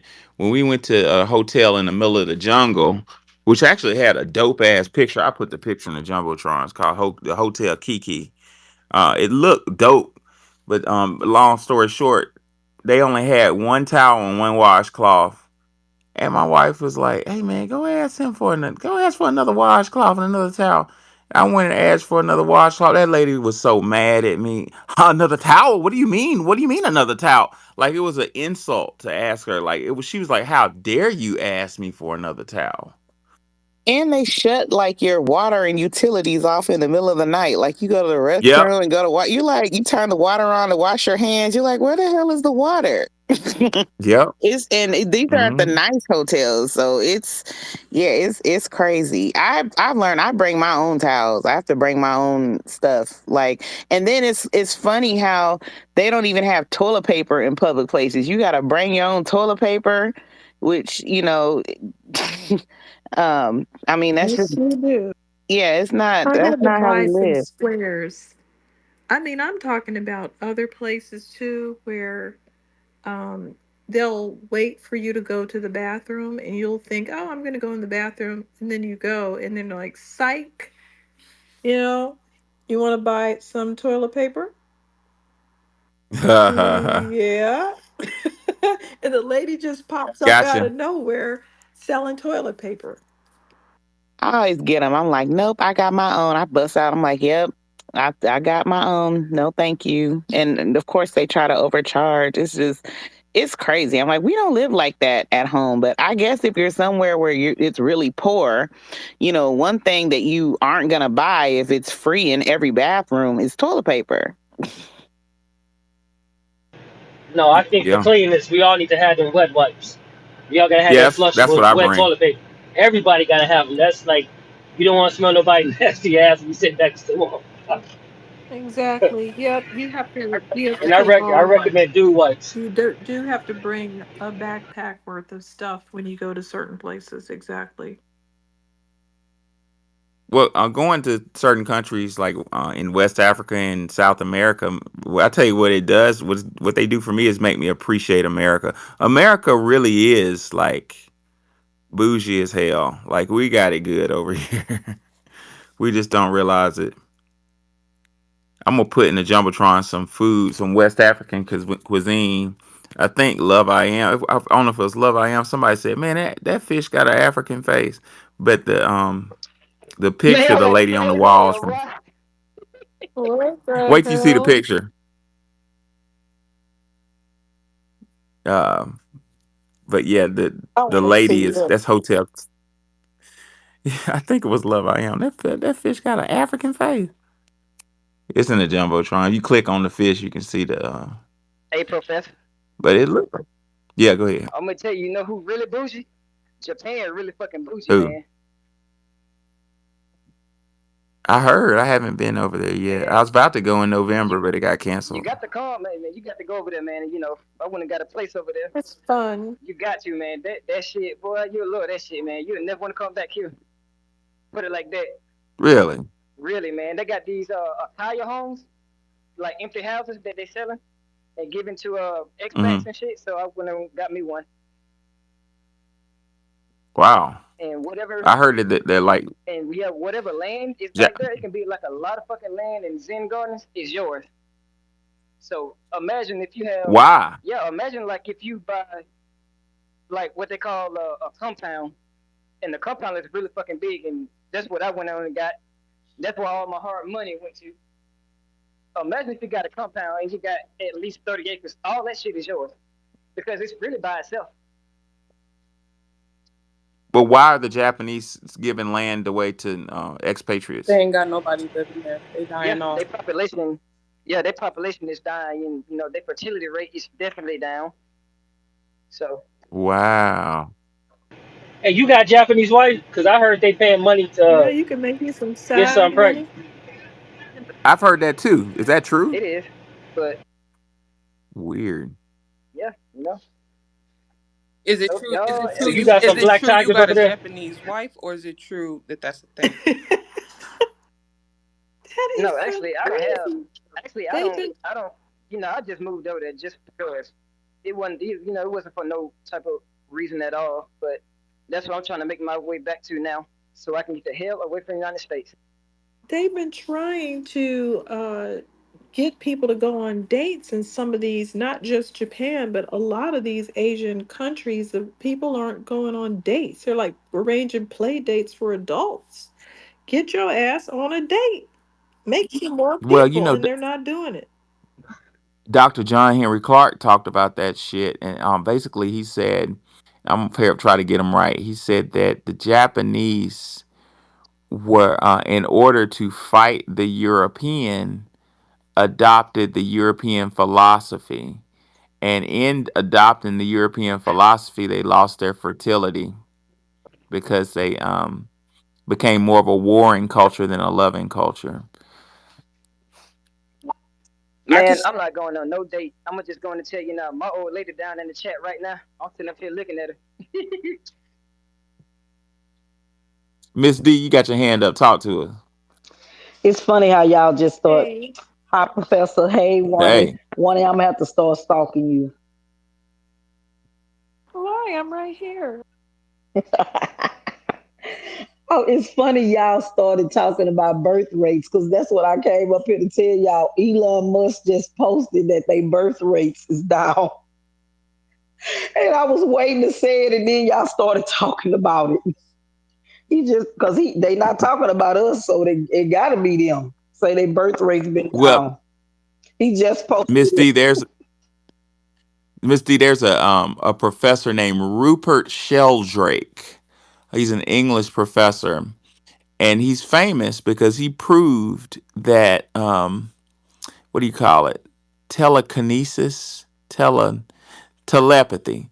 Telepathy is real, and he did empirical studies to show that people basically he proved that if a bunch of people thought of something, it would generally happen. For instance, he had one study where he had a whole bunch of people sit in a room, crisscross applesauce, and think of, they didn't know they were thinking of the same person, but they were given a paper to think heavily about this person they all knew, and that person would call or something like that. And they did it. He did another study, double blind study with dogs. He gave everybody had a dog, and he gave them a time to come home that was out of the normal. And when they left to come home, the dog waited by the door for them.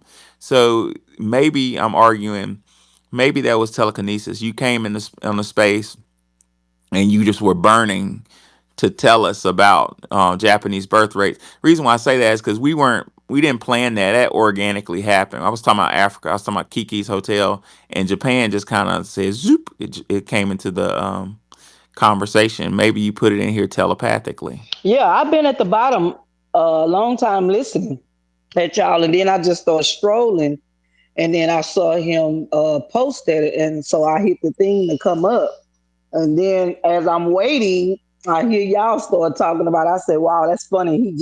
He posted that they birth rates been down. He said since 2020, but that's a lie. Well, what do they want? They want everybody to go to work. So, They went to work and they went to school. When are they going to have babies when they're busy doing other things? They're only one person. Hmm. Right. That shit's happening to FBAs in America too. Yeah. It's in my circle. All this going to goddamn school forever. We need to fix that. Go ahead, Captain. Yeah. Captain. I want to ask Miss T. That's a nice gun. Was it M16 or F15? Which one is it? Trying to see. That motherfucker nice though. I like that. That's not me. Everybody, I don't know. People that don't know me think that that's me. That's not me. Oh, no, that's an M4 though. I mean, it's nice though. I like that motherfucker. Mm-hmm. Yeah, bring back some memories there, boy. Professor, you know why. And then I don't know who said that about. I think they was talking about Jamaica. They are absolutely correct. When I went to Jamaica in 2019, they had, they kept telling us that they was gonna. My friend kept saying, "We're gonna go to the village. We're gonna go to the village." I'm all excited to go to the village, and then the driver that we had that drove us and that we was paying, we asked him could he only drive us. We didn't want to keep getting in different cabs or vans or whatever they call them. So the morning we decided to go shopping, he was supposed to have been taking us to the village.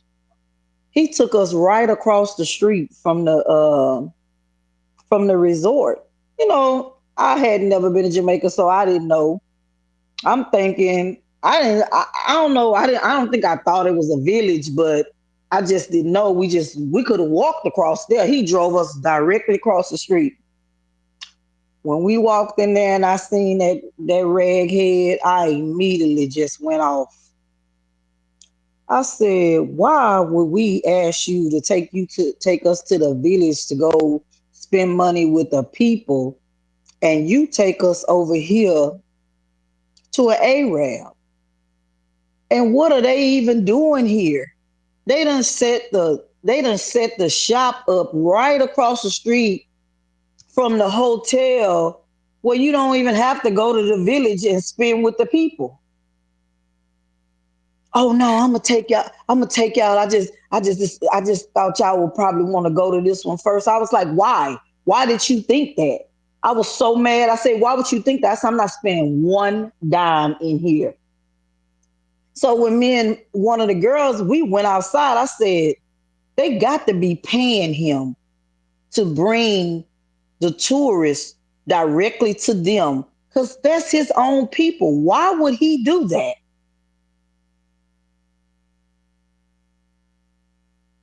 That's I his mean, own people in the village that's poor. Why would he take us across the street to the Arabs? Well, it goes back to the topic, half of the topic, where Lewis and Clark ops.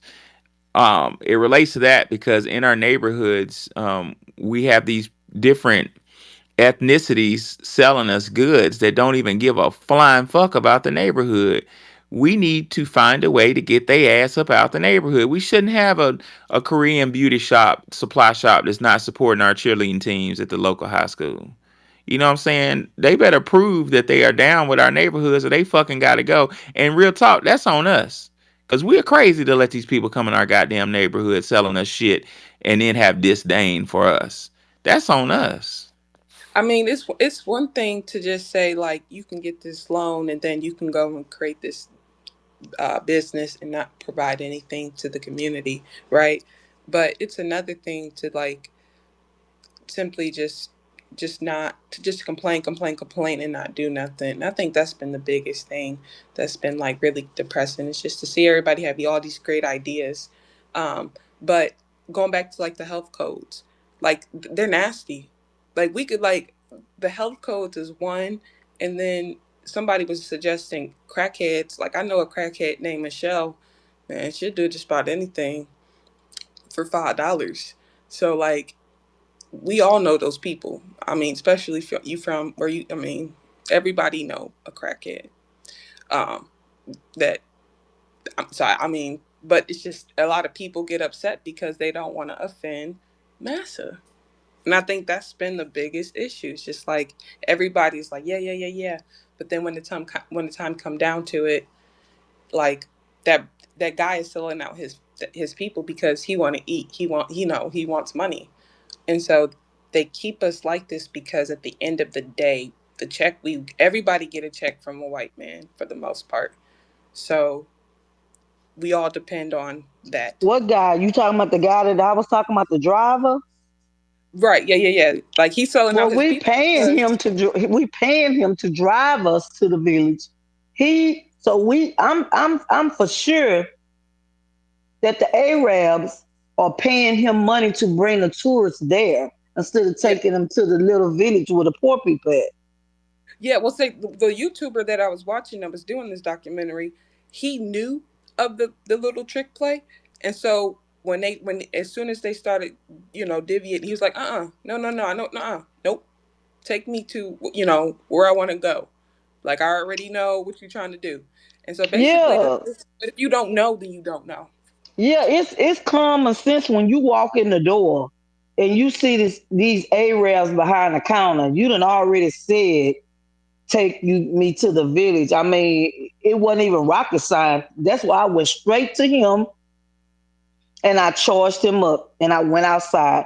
Y'all can spend y'all money with them. I'm not spending my money with them. Then when he took us to the little Yeah, village, we couldn't even get out the car. They bombarded us so bad when we was getting out the van. It kind of startled me.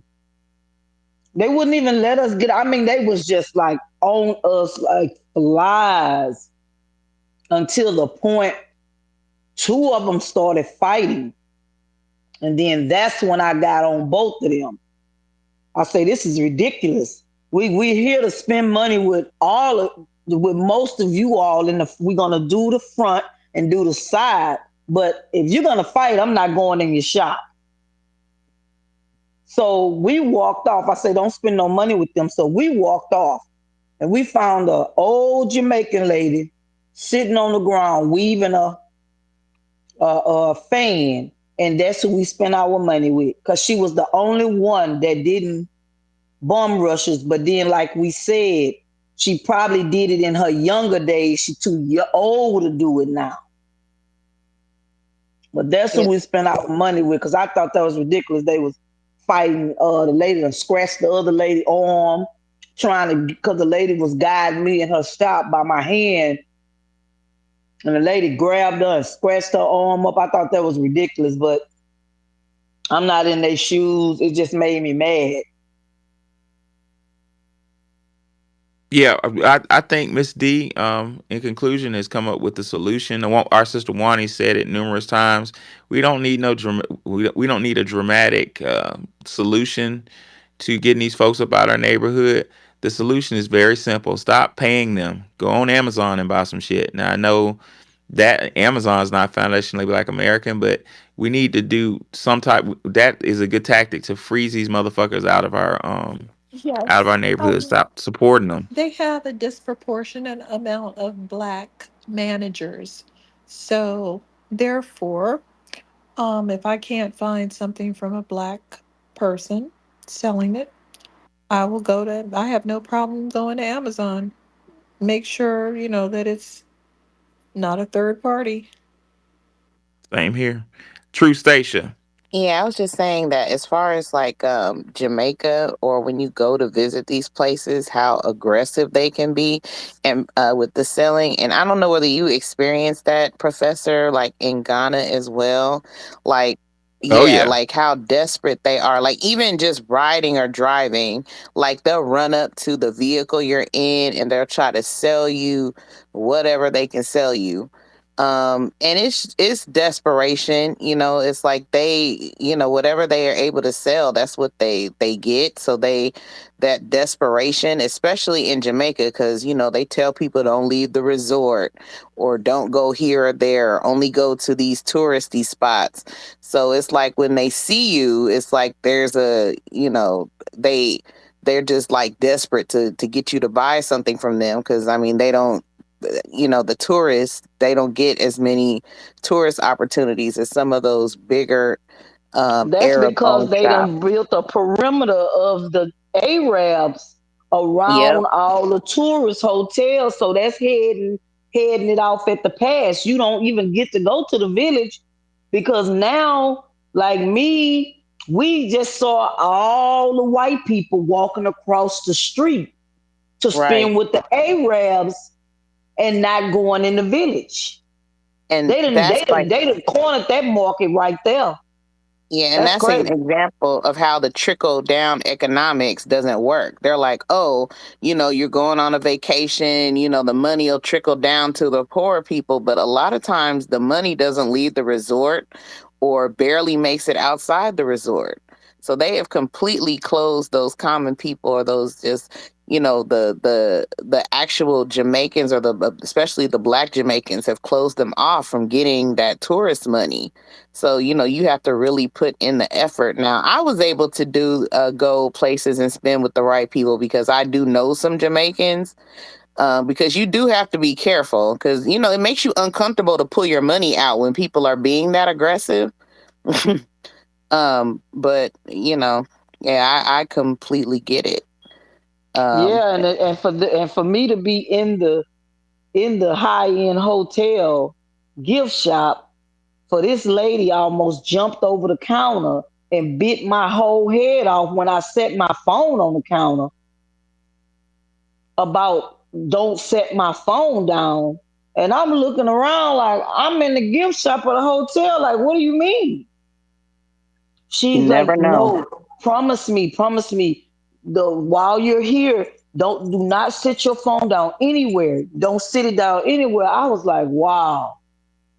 So a lady I Yeah. had met, I had breakfast with her, and I asked her because she had poor poor little tink tink had came from Toronto because she had married this African, this Jamaican there.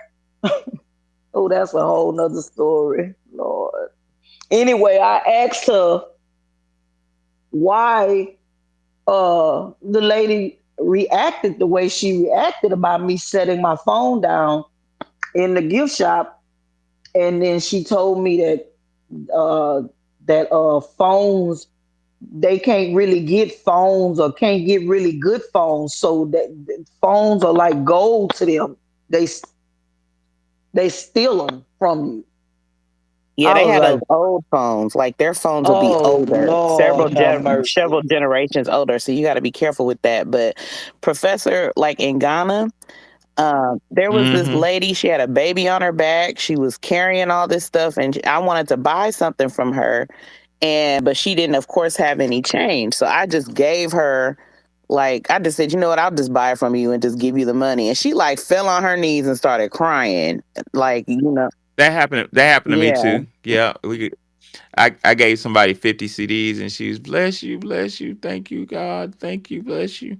Some of them folks are actually kind of nice over there, but I did experience some aggressive. We went down to Kwame Nkrumah, like the little meeting place where the dignitaries meet by the beach, and it was a baby. He must have been 11 years old trying to sell me some shit, and his stuff was raggedy, but I just wanted to buy something from him because he was by himself, and I liked that initiative. And some grown ass 40-year-old men showed up and cussed him out and told him to leave, and he was about to make a sale, and I was giving the dude a CD, and they took a ruler out or some stick and hit him. It like bam, hit that boy in the butt so hard. Hell yeah, like. And I'm like, you just hit that fucking child. You think I'm gonna buy something from you, imbecile? You know what I'm saying? Why you hit the child? And then we ended up driving up the street to the child and buying something from them. But they're real aggressive. Righteous anger. Talk to us. Peace and reparations, family. Should have Hey, happened two righteous. fucking seconds ago. What's up, babies? The Buffalo Soldiers clear Western Front where Lewis and Clark Opps, more than likely. I mean, anything that was found or so-called found from anybody that was white, we already know that it was somebody black American that was in the entourage in the party that went out to go search, for new things. So the other day you guys were talking about, oh shit, I just forgot the name of it. The scientist who wanted us to believe that he was the originator for what was it? I cannot think of the name. It was just a couple of days ago. We were trying to figure out whether or not he was the actual scientist, or was he a scammer? You guys remember the topic? Oh, you talking about Aristotle? Aristotle, yeah. Point in fact, okay. But I wanted to say was, we know how we are, Black Americans. If there's a store in our neighborhood, we know how we are. But I say this to that: if they want to sell us something, we put the price on it. If these Arabs, Iranians, or whatever are in our neighborhoods, which they are, they should not be. Let's tell them, that's too high. Forget it. I bet you they'll start lowering the prices. So since they're going to be there, then let's flip the script. Let's let them know, if you're going to be here, you're going to sell us what we want for the price that we want. They can't have that shit on the shelf forever. You go into a store and it's a can of corn. I don't eat corn because it's bad for you. I'm just saying. A can of corn, right? It's like 3.50. No, I don't think so. I'll buy this for 75 cents. They will come to terms. So if they're going to stay there with us, then let's just make them our bitches. Let's make them our bitches. Let's put the price that we want to pay. You don't want to pay it? Okay, fine. Fine. I bet you they'll say, wait, wait, wait, wait, wait, wait. I'm just saying, fold my chair. I don't know. The Well, well, They the need to I go watchdogs away here got because them their all closed food, down, Wani. The yeah, their watchdogs food is here, garbage. yeah, they got Good. all the stores closed down in our third ward. Uh, in third ward, the watchdogs here, they some black organization. They got them all out of third ward. There's no Chinese stores in third ward no more. They got them Excellent. all out for that outdated stuff and talking crazy to people. You just call the watchdogs and they coming. Yeah, I'm Uh, not negotiating with them. They just need to get out. There's no negotiation. They already been there. They have poor customer service, rotten food, and it's high price. They need to go. No, and I 100% agree. In regards to that, though, if I need something, and people live in different situations, but I'm 100% behind you. I want you. Don't even fucking walk through the door. But if I am going to walk through the door and I do need something because I can't get to another place, I'm gonna pay you what I want to fucking pay you. If you're gonna be here and you're gonna offer it to me, no, I think that's $2 too high. They'll start coming down, and if they don't, they'll go out of business because nobody's buying that shit. That's all that I'm saying. But yeah, we should not. You had a reference the other day. I think someone in your family likes to go to this 99-cent store. I don't know why, to go through the Mm-hmm. fucking harassment of the shit. Mm-hmm. Sounds kind of kinky, sexy. But I don't know what I'm saying. But It anyway, does, doesn't it? I mean, But so if that person is like that, then at least pop your collar while you're in there. The other thing I wanted to mention before I forget, and I'm sorry, family, was I was watching this documentary on YouTube, and I did not know this. This blew my mind. Tulsa, Oklahoma, we kept our dollars amongst us. Get this, for 3 to 5 days. 3 to 5 days. That's what we come from. That's how exceptional we are. 3 to fucking 5 days. Hold my chair. Now we don't keep it. I think our money lasts 6 hours. The day we get it, the day is the day it goes out of our hands. But back to the original points made by Righteous Anger. Wani's point overall is the best way. Tell them to fuck off and starve them out. Get them the fuck out my neighborhood. However, I what Righteous said, I learned when I worked in the legal sector. I learned this shit right away when I worked in a law firm, that if you got cash, everything's negotiable. So yeah, when I go to gas stations, what I and maybe I'm just gonna fucking admit to this. I don't give a fuck. It's true. I will intentionally get money out that doesn't include taxes. So some shit costs $20 and it's $22 tax. I'll just hand the dude a $20 bill. Man, that's all I got. You bluff them, they'll take it. So she's right, but we need to starve them out. Yes. Well, see, and oh my bad. it's no excuse. It's no excuse here because they have a free car that comes to take you to the grocery store.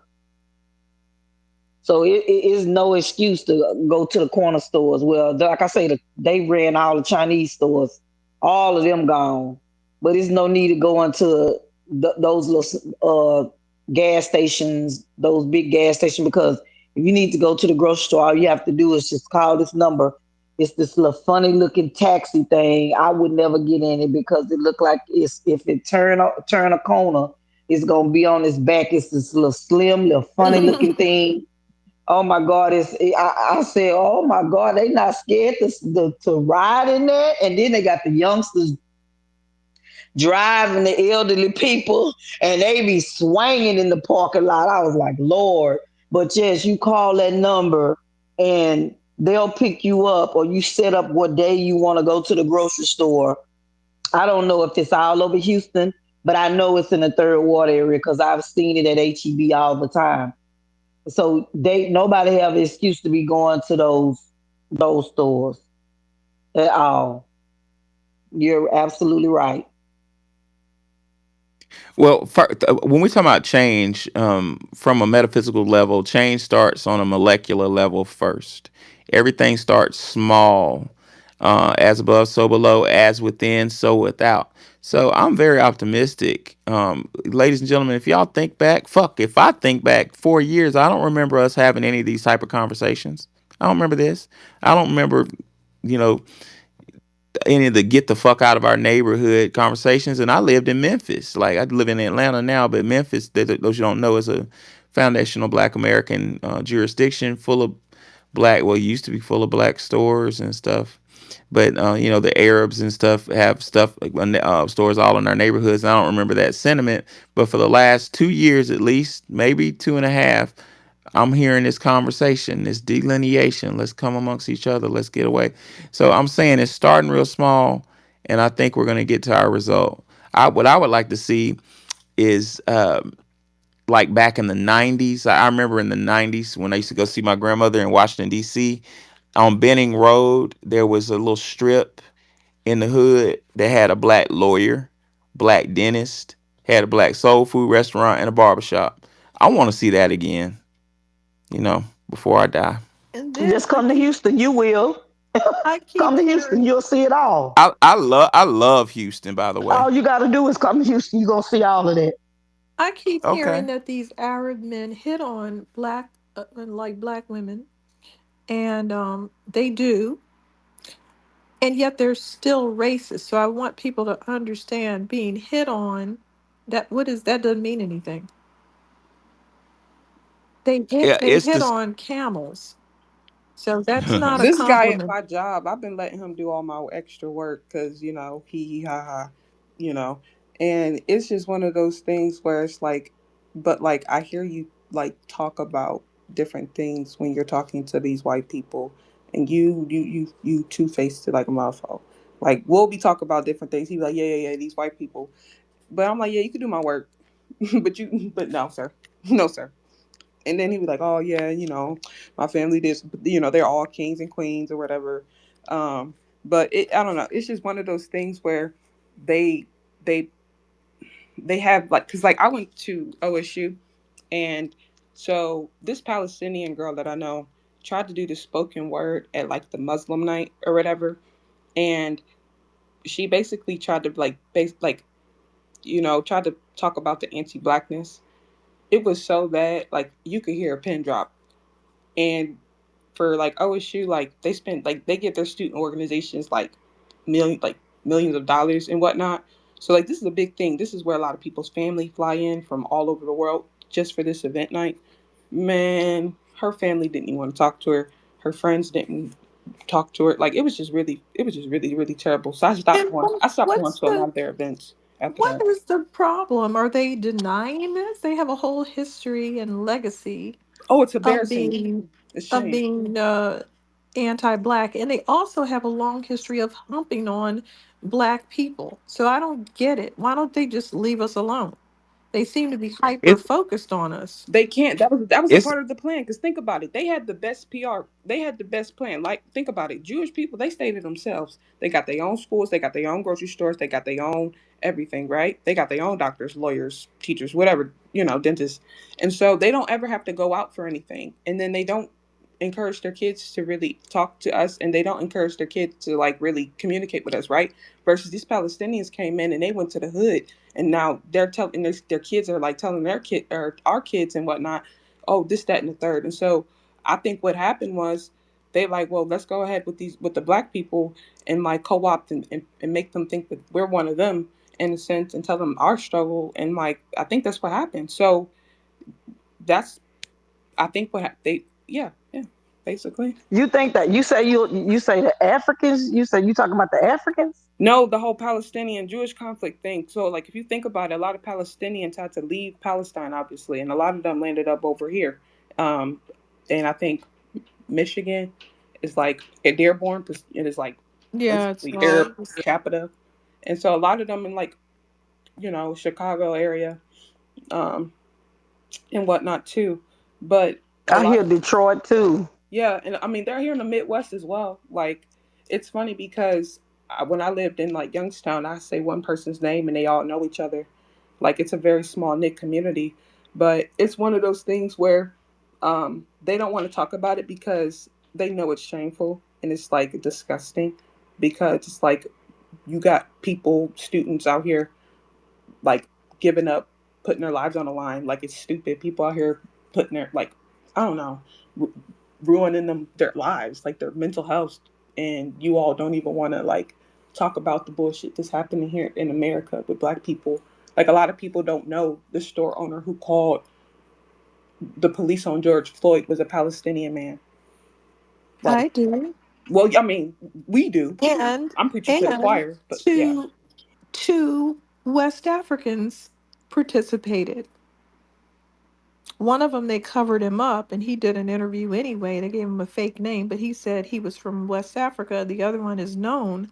So it was all a bunch of, so that's what they've been doing. Now, look at how slowly progress is. We could have fast progress if we had discipline. Slow progress was when we said, hey, no black people work here. And so these Asian and Arab shops start putting a bunch of African immigrants in. That's supposed to make us shut up. Oh, they got a brother working there. And that makes people that don't know any better think that something's different. Nope, they called the police. And you know what this goofball said? I didn't know calling the police was a problem. I didn't know there was a problem between black people and the police. Really? Get out of the country. So Get listen. out of the So country. okay, so the president during my time of the Black Student Union, again, I did not know she was African until I learned that she was the president of the African Union League here again. Um, and she was also like the president of the AKA. And because her parents didn't wear the traditional clothing, you can definitely see like they were trying to be more Americanized whenever they came to family events and whatnot. But it was one thing because whenever we would try to get communication across students on campus, the best way to go about it is to go through the student orgs who have the biggest emailing list, right? They would never send out communications. And I think what I was trying to raise my hand up earlier for it was like we don't control any major modes of communication. Yeah, we have black media, but like I found out about black media through a clubhouse club that I was in for like black conservatives and whatnot. Um, and for me, like I didn't know who Tariq Nasheed was. Like my parents didn't grow up around and were teaching like scholarly. Like to think the most that we had was like I had like an uncle who was in the Black Panther Party, and he was actually killed in '73 during that whole big scare, where basically like they lied and said that he was trying to rob a school. Um, Melvin Birch, you guys can look it up. Um, and everybody there's like it's a big story. That's a whole nother story. But basically, like where I don't even know where I was going with this. Like, how do we get these messages out? Like, how would we even start a boycott for real? Like, we can't go to the newspaper and be like, here, put this in the newspaper. Like, they're going to act like they didn't Sure, see it. but what we need to do is this. When someone treats you poorly at a store or has a history of doing it, you can pay a homeless person to stand out with a sign because all that guy did was stand out there with a sign every day, all day long. And there's plenty of homeless people that will stand out there with a sign all day long and broadcast that this is a nasty store and don't go in there, and that guy's store tumbled down. Brilliant.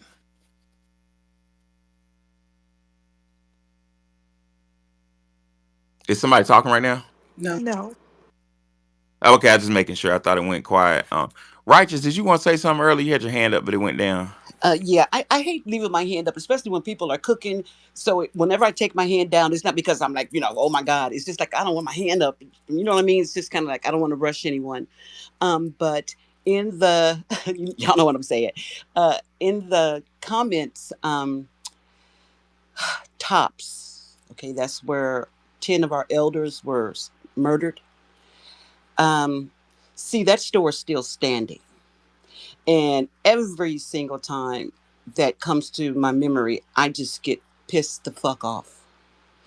Um, there's a clip with Kamala and Al Sharpton, because he's not a reverend. Whole nother story. He ordained himself, okay? But there's You know what? he did. We That's were what we were talking just about the other saying that day. he was. You. Yeah. Just Mm-hmm. saying it. Yes. But there's a snippet. Y'all ain't tripping. There's a snippet where they are passing each other at the pulpit. Now remember, this is a funeral. They are high fiving. It's in the comments. And then there's other pictures that I put up, but they're looking at the murdered. They have wreaths out in the parking lot, not where they actually died and were murdered. They're pointing. Now, everybody that's Black American, you don't point at shit for no reason, but they're pointing at the wreaths, saying, oh, that person, oh, that one. So that is indicative of the bitch not being Black. But I digress.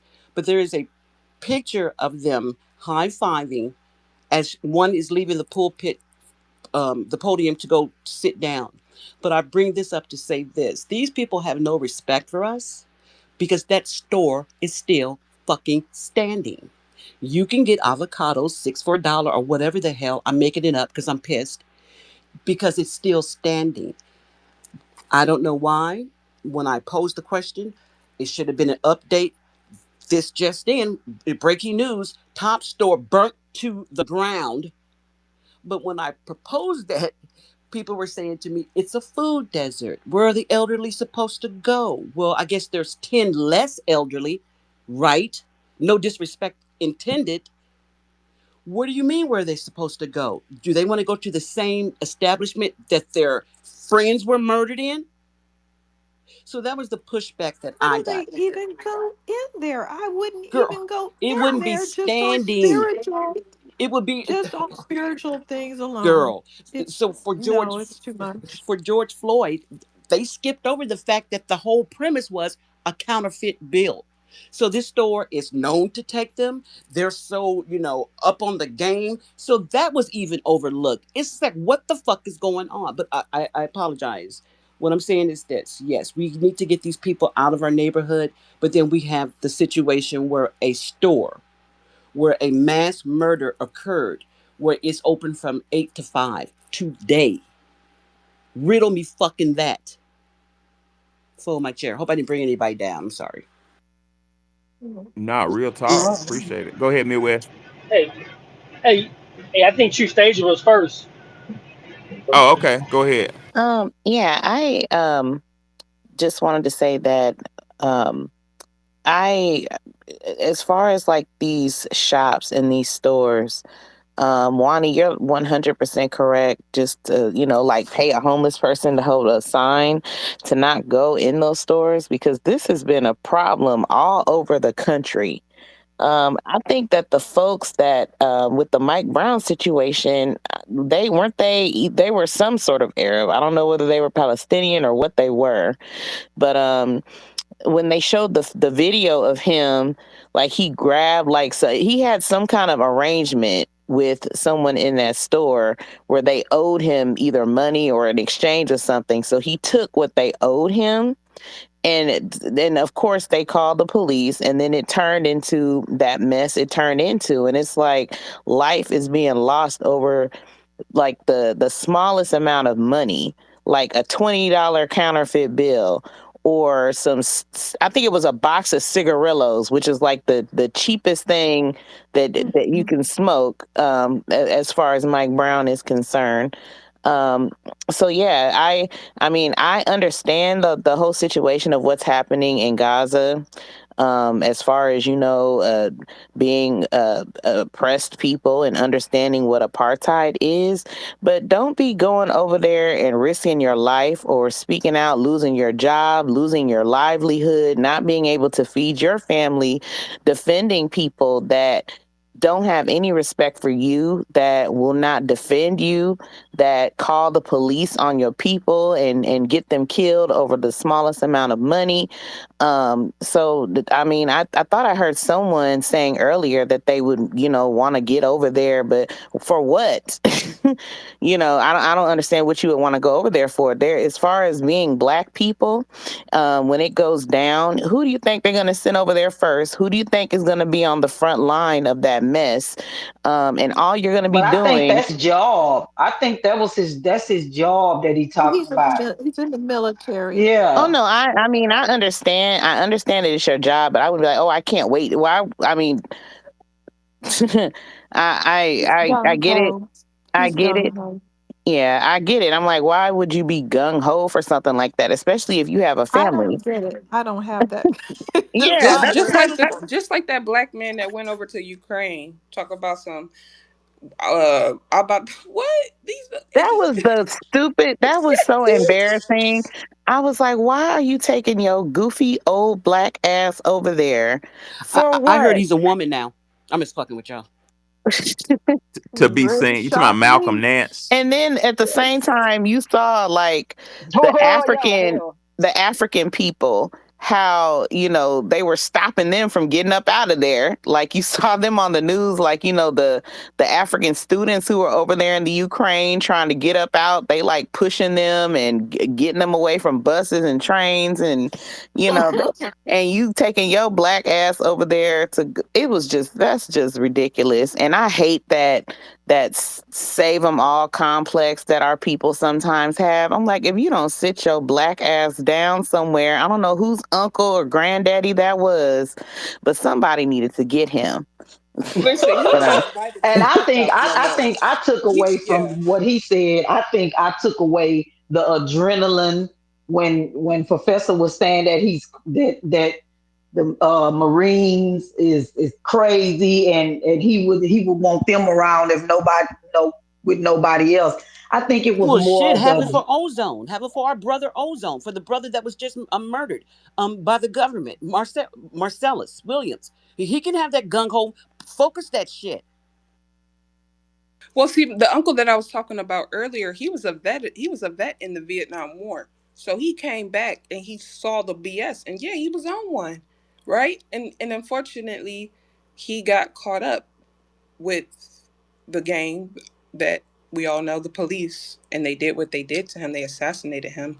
It's like I was always wondering, I'm like, why do I got this spirit in me, right? Because why do we feel that we have to be Captain Save a Hose for people who would not even stutter? They get on code with these white people so quick, it's not even funny. Like so many people started to unfollow me, and I wasn't even really talking like I'm talking now. And all I was just doing was just like, reparations, like, oh my gosh, like sprinkle, sprinkle, like, can we get a little bit more like encouragement within our groups? Like, but if I was, you know, talking about Palestine, but if I was talking about different things like that, then it's cool. If I was, talking about gay shit, it's fine. But it's like, no, no, you guys are crazy. You guys are delusional. And what's happening is that the people that used to be in asylums, they are now being put in power positions of power. And so Yep. yeah, so yeah, so and so You said asylums? asylums, yeah.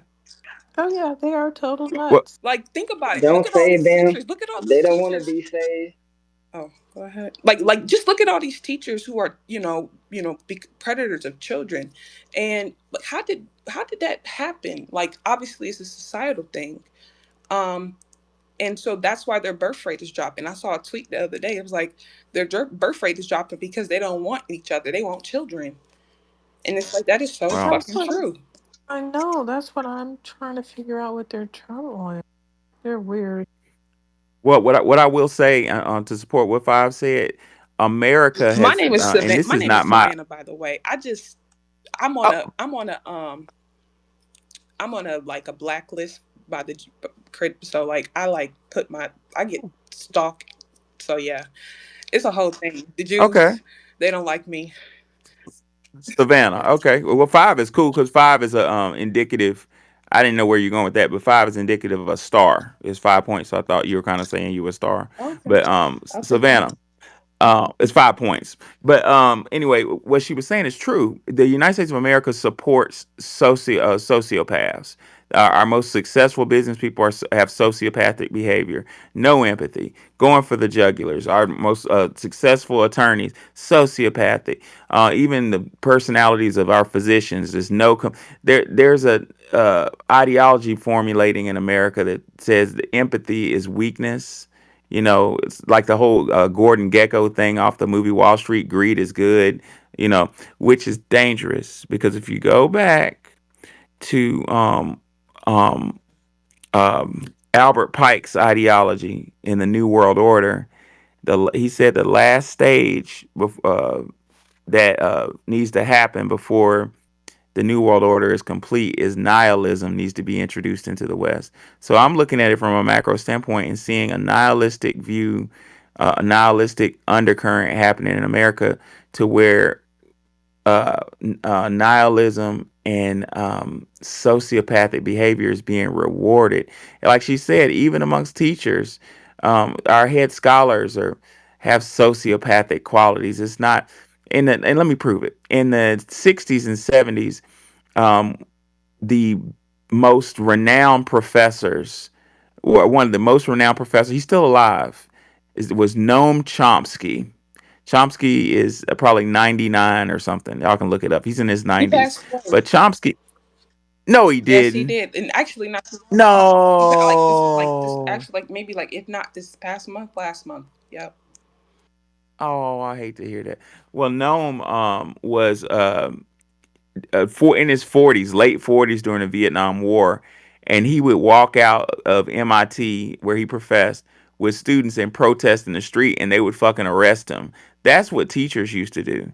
You know what I'm saying? Now teachers are obsessed, professors are obsessed with supporting these fucking lies. Telling you that, and I'm gonna be careful. I don't want to get my channel canceled, but telling you just goddamn lies. Like black is black and white is white. You don't have all these options in life. Y'all know what I'm talking about. And I'm not dissing anybody's, way if anybody is. I love everybody. But the truth is the truth. There are only several categories in this that were created by the universe. Y'all know where I'm going with this. But professors have been tainted and confused with nihilism. What is starting to look like across the board, ladies and gentlemen, and Wani, is do what thou willst. And that's dangerous. It's like Do we're whatever. in an individualistic society compared to other societies that's more holistic. Like they live together, and work together, and that's where you see the Chinese, with the Chinatowns, which a lot of them are dilapidated and nasty and just ran through and ran down, especially in Chicago. Like I went and I ended up getting chicken wings that were from a black owned store in Chicago and the Chinatown. So like Chinatown in Chicago is changing. But one thing I will say too to that is that one of the things that pulled me away from the organizing spaces on campus is that one of the things, like looking back on it, and I'm so glad that we kind of had COVID, the lockdown, because I thought through a lot of stuff. But even before that though, I took my last year to myself. But the teachers left us during one of our biggest like protests, which we basically shut down the university president's office. Like we had MTV, Fox, all the big networks on us, and basically we were like obviously talking about the mass incarceration, and Palestine wanted to throw their shit on it too. But basically, the professors left us, right? And um, they were like, "Yeah, we support you all. Just you guys are doing great. Like, oh my gosh, like wow, like they didn't." It's a book. There's a book written by Chris Hedges called "Death of the Liberal Class" that talks about this heavily. Like professors like Noam Chomsky and even Cornel West. Cornel West was out in the streets getting Yeah. arrested. Now Cornel West goes wrong where he says he kind of turns on black people and says I love everybody, which we would like to see him say my own group is first. So that's my bone to pick with Cornell. Only is But to support Cornell, he white. well, getting the His white women. wife is white. Mhm. Yeah, those two. He But has my five white wives. that's another bone to But pick with it's not Cornell. about white wives.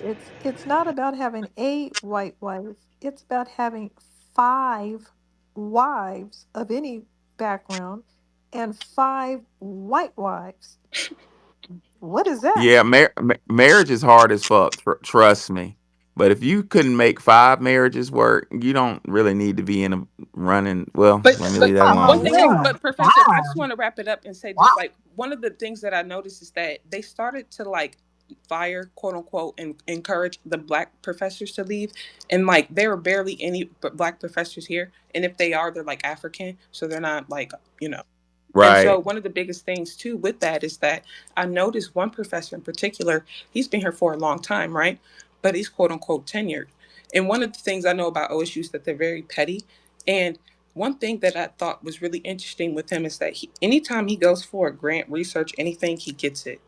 So I'm like, this guy is this Yeah. guy has to be an agent because everybody else and their mama get encouraged and get pushed out. Like one professor who was like the head of our African American Studies department, her and her husband ended up having to go to Oregon. Yeah. You should have been following me months ago. I got on the app. I literally got on the app because I was a professor at a historically black college in Tennessee and an administrator at the same time. I had a dream job, and I lost my job because I spoke. I defended. I did two things. I was over I'm a professor of education, so I was over multicultural education, and multicultural education is an attack on our children. It basically multicultural education says that you can't teach Black history. You got to teach Black history plus LGBTQ history plus Asian history plus Hispanic history. You dull it out, and basically our Black kids learn the message. It's clever, but the message they end up learning from multicultural ed is my history is not as important. It's all about all of our history, which is bullshit. You need to know who you are. Well, I rewrote the book, and I got permission from my department head. Instead of using that white man's book, my department head was a black guy, foundational Black American. He allowed me to rewrite the whole fucking book, the correct curriculum, and I got in trouble for that. I kind of got a warning, like don't help black kids. And my last faculty meeting, I stood up against a African professor who basically said that we were stupid. Over 80% of my children failed my class. What is wrong with them, or some shit like that? And I said, if 20% of your students fail your class, it's on them. But if 80% of your students fail your class, you're a poor instructor, and you need to fucking resign. And they did not grant me tenure. What you're saying is right. Our foundational Black American students professors are not being granted tenure. They're not being added to the hard sciences where we need them. We need them in physics, computer science. I'm trying to take some classes, some graduate courses to get certified in computer science on the college level. Mikhail, I'm coming for you. So, Don't go so nowhere, I don't mean to Mikhail. cut you off, but my American constitutional law class was an 18 credit hour class. The first thing that was on our syllabus was if you have anything more than 15, or no, excuse me, it was like a 3 credit hour class. But he was like, if you have anything more than 15 credit hours, do not take my class. And because it is a hard class. And most people obviously took the class during like the first couple years of our like undergrad degree because it just worked out so we could get other classes that came at certain times. Maybe it was only a summer class or semester class. Anyways, long story short, I failed the final and I set the curve. Wow.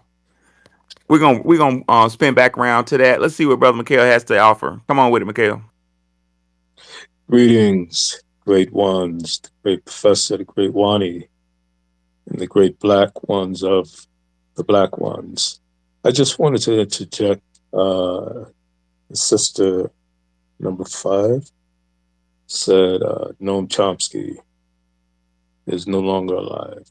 No, he's alive and well, 95. He'll be 96 in December. And actually, Noam is a friend of mine, so I just wanted to put that out there. I'll land Good. and I will listen. Thank you. Yeah, I was hoping Gnome didn't die. Because Gnome he's still offering really good gems on where we stand as a country. Gnome is of the opinion that we're gonna go to nuclear war. And but I don't want to derail the space. But yes, ma'am, you're right about that. It's so much I want to say on that. Maybe I might have to have a space. I have a friend of mine, FBA PhD professor at she was at well, I'm gonna say it. She was at Tennessee State. How do I want to say this? Let me tell y'all this: Tennessee State University, where Oprah went. Let me say that again. Oprah Winfrey is a graduate of Tennessee State University. Therefore, how much is Oprah worth? Billions? Tennessee State shouldn't have any fucking money problems. And Oprah is an alumni of their school of communication. Anyway, last year Tennessee State lost their board of directors. Tennessee State, the state of Tennessee swooped in and dismissed their board of directors. How is that legal? So now Tennessee State is being run by proxies, which fits into my title, where Lewis&Clarke Opps. I'm not going to call any board. I'm not going to say that about a board, but I'm going to say it's very strange that the state removes the board at a historically black college and the state of Tennessee installs its own people at a historically black college. Well, my point of bringing up Tennessee State is my dear professor, PhD in literature friend, got non-renewed just like I did. She didn't get tenured. And she was telling me she exposed the whole Africanism. She said, my question to her is, why are these African students at historically black colleges being pushed in front of foundational black American students? Um, what I noticed as a professor is I start to notice a trend in 2022. It caught my eye in 21, 22. I started to notice that a lot of the kids, because they have award ceremonies, and a lot of the kids going off to medical school and dental school would have these last names Ondawale and Juba Duju or whatever. They would not. I was like, that ain't no black last name. And I was like, what the fuck? Why are they going? The reason why it caught my attention is I mentored several students who wanted to be the FBAs flocked to me no matter if I'm a high school teacher, middle school, or college. They all flocked to me for some reason. And, I fight for kids. And I was like, trying to get them in medical school. And they would all take the African professors in chemistry, biochem, biology, physics, and get a C, or even worse, get flunked out. And I started wondering, was that intentional? Well, my professor friend shed some light on it as to why they get preferential treatment. Another thing I noticed, ladies and gentlemen, which may need to be a space, is a lot of the African students were taking over the quote unquote divine nine. I don't know if that's actually the proper terminology because they're all different organizations, but the black fraternal and sorority organizations were being taken over by the fucking Africans. Like, no shit. And I was like, how is that happening? Well, my professor friend basically said that black administrators, these sellouts at historically black colleges, are giving special treatment to African students because they're paying tuition in cash. The Africans and Caribbean students that make it to the United States to come to our colleges have big money. They're paying tuition in cash, and according to my colleague, my former colleague rather, um, They give, let's just put it this way, they giving up cash money to the school. So the school is putting them ahead of our goddamn kids when a historical black college was made for us. See, I never, I see, I didn't really know about HBCU. See, I'm first generation. I didn't even know I was gonna go to college. I wanted to go to Central State because I heard about it, and I knew I could get full ride because of my grades. But my goddad went there, and he told me not to go there, because he went there, and it's just a lot of corruption. Which he was right. Like a year, my sophomore year, there was like something happened with the president. But anyways, like I was encouraged to just go to OSU. Um, so the biggest thing with that, they don't tell us because they don't even want us to get the college degrees. And then that we now that we got the college degrees, now they're about to go ahead and saturate the market with people who don't need to quote unquote have degrees when it's already. That's what Kamala said. Yeah, Yes. yeah. Well, I think honestly, I think Trump introduced something like that, but it was more so for federal jobs. But she's trying to open end it for everything. But yes, you're absolutely Hmm. right. Um, and so my biggest thing with that is that somebody said something about how they're also like the sororities, fraternities are getting first dibs for the reporter jobs and like media jobs. I mean, the girl that I was just talking about, her name's Brooklyn Daniels. She literally works for ESPN, and it's like not only are they taking over that, like they're trying to take over sports. Like I don't know. What's her last name again? Daniels. Mm-hmm. Daniels. She's like Okay. from Okay. I thought Ghana, you said if I'm not mistaken. How, right, Where did how the to right. take term over? did not the divine nine even come from? Anybody know? Maybe you guys already. I think somebody made that shit up Well, because The like they're fuck? all because it's like you Take got over the sports? How? yeah. Because How can they take over sports real quick? well, how did they take over sports? I mean, well, they're trying to. Like when you think about it, But they don't have any talent, they don't have any talent, and so that's they're what gonna see, they're just gonna ruin and sports that's what they're basically. doing. And that's when I made that statement yesterday about how all the best athletes are like in a sense, in a way, like they stop. Like if you think about it, if you don't have money, right? And my dad talks about it all the time because he loves baseball. Like we used to have in Cleveland so many different intramurals and like so many different baseball parks, so many different opportunities for black boys and girls to just go out and do what they wanted to do in terms of like sports wise, right? Like think of Deion Sanders, like he was able to go play baseball and football. They didn't like that, right? And so they limited our opportunities to go and get into these sports because if you don't have experience, if you didn't play for a travel team, you're not talked about. And so basically a lot of the people who have the money are these Caribbeans, these Africans who can spend the money for the intramural teams. And maybe they're trash, but it's like, yo, his dad, he just bought me a new Ferrari. So he gotta be the captain, and because he's trying to get to Harvard.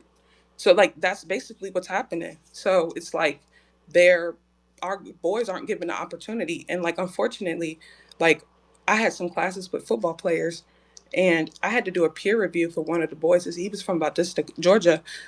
I'll never forget him. But when I looked at his paper, he couldn't read or write, and I talked to him, just to get to know him and like where he was from. They didn't really care about that. They just pushed you through. Obviously, he didn't stay past his sophomore year because OSU don't play that. But it was one of those things where it's just like, wow, they really just played you like that. They knew you couldn't read or write. They knew you could, and they knew you Where was weren't he going to be able to from? finish to get your degree. And it's like, and they knew you wasn't even going to make it to the league. So it's just one of those things where it's just like, it's just fucked up. Where was he from? Vodesta, Georgia. No, I mean, oh, he was He American. was American, and he couldn't read or write. Like I'm looking at his paper and like I know my nephew could have wrote a better paper. 9 year old. Yeah, athlete. They play games with athletes, especially at Division I schools, and they do. The University of Alabama in my home state plays that game. And they eat you up and what's the expression? Chew you up and spit you out. They'll bring you in to have it. They call them warm bodies to have your warm body on the field.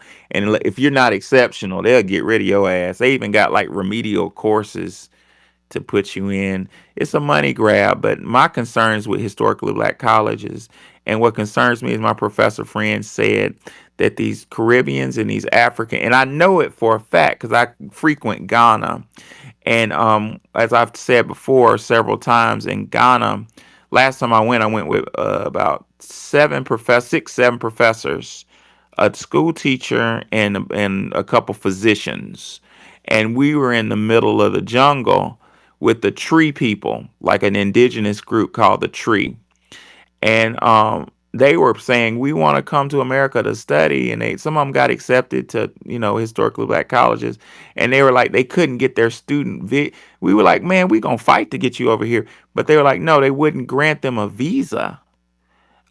And I noticed a pattern in West Africa that riders from the jungle, like the poor indigenous innocent people, weren't being granted visas like that. H1s. Who was being granted visas is the rich ones who were actually associated with with selling us in this fucking slave trade. So that's where all that vitriol comes from.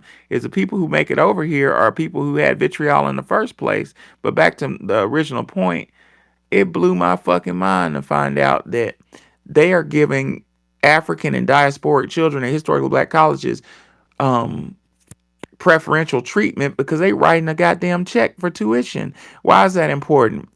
When you write a check or paying cash for tuition, it'd be easier to play around with that money. You see what I'm saying? Whereas FBAs, we all broke. How we paying for school? We on scholarship, and most of us, like me, on student Live in loans. prayer. You yeah, that too. But you can't play around. You can't play around with federal money because they watching that shit. You know what I'm saying? But if you walking up there with a wad of $20,000 in cash, shit, just do use your imagination. What do you think them administrators doing with that? You can't You know what come I'm to these. saying? You can't come to these schools unless you can prove you can pay 4 years tuition up front.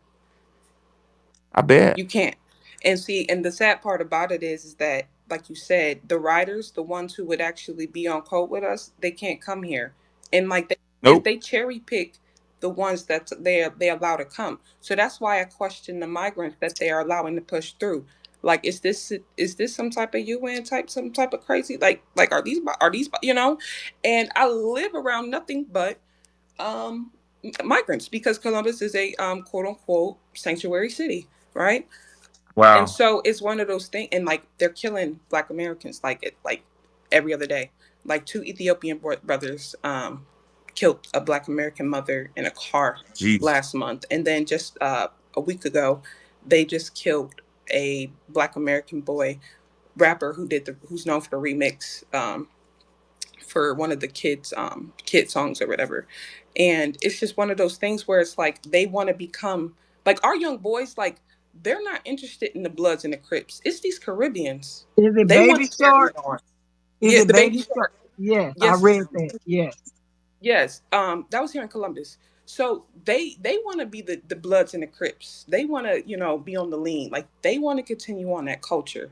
Our young boys, for the most part, like a lot of them are just tired. Like they stay in the house, like for real, for real. It's these. Yeah, we're exhausted. I just noticed. I don't got my glasses on. I just noticed the black had his hand up. The black, you had something to offer. What's on your mind, bro?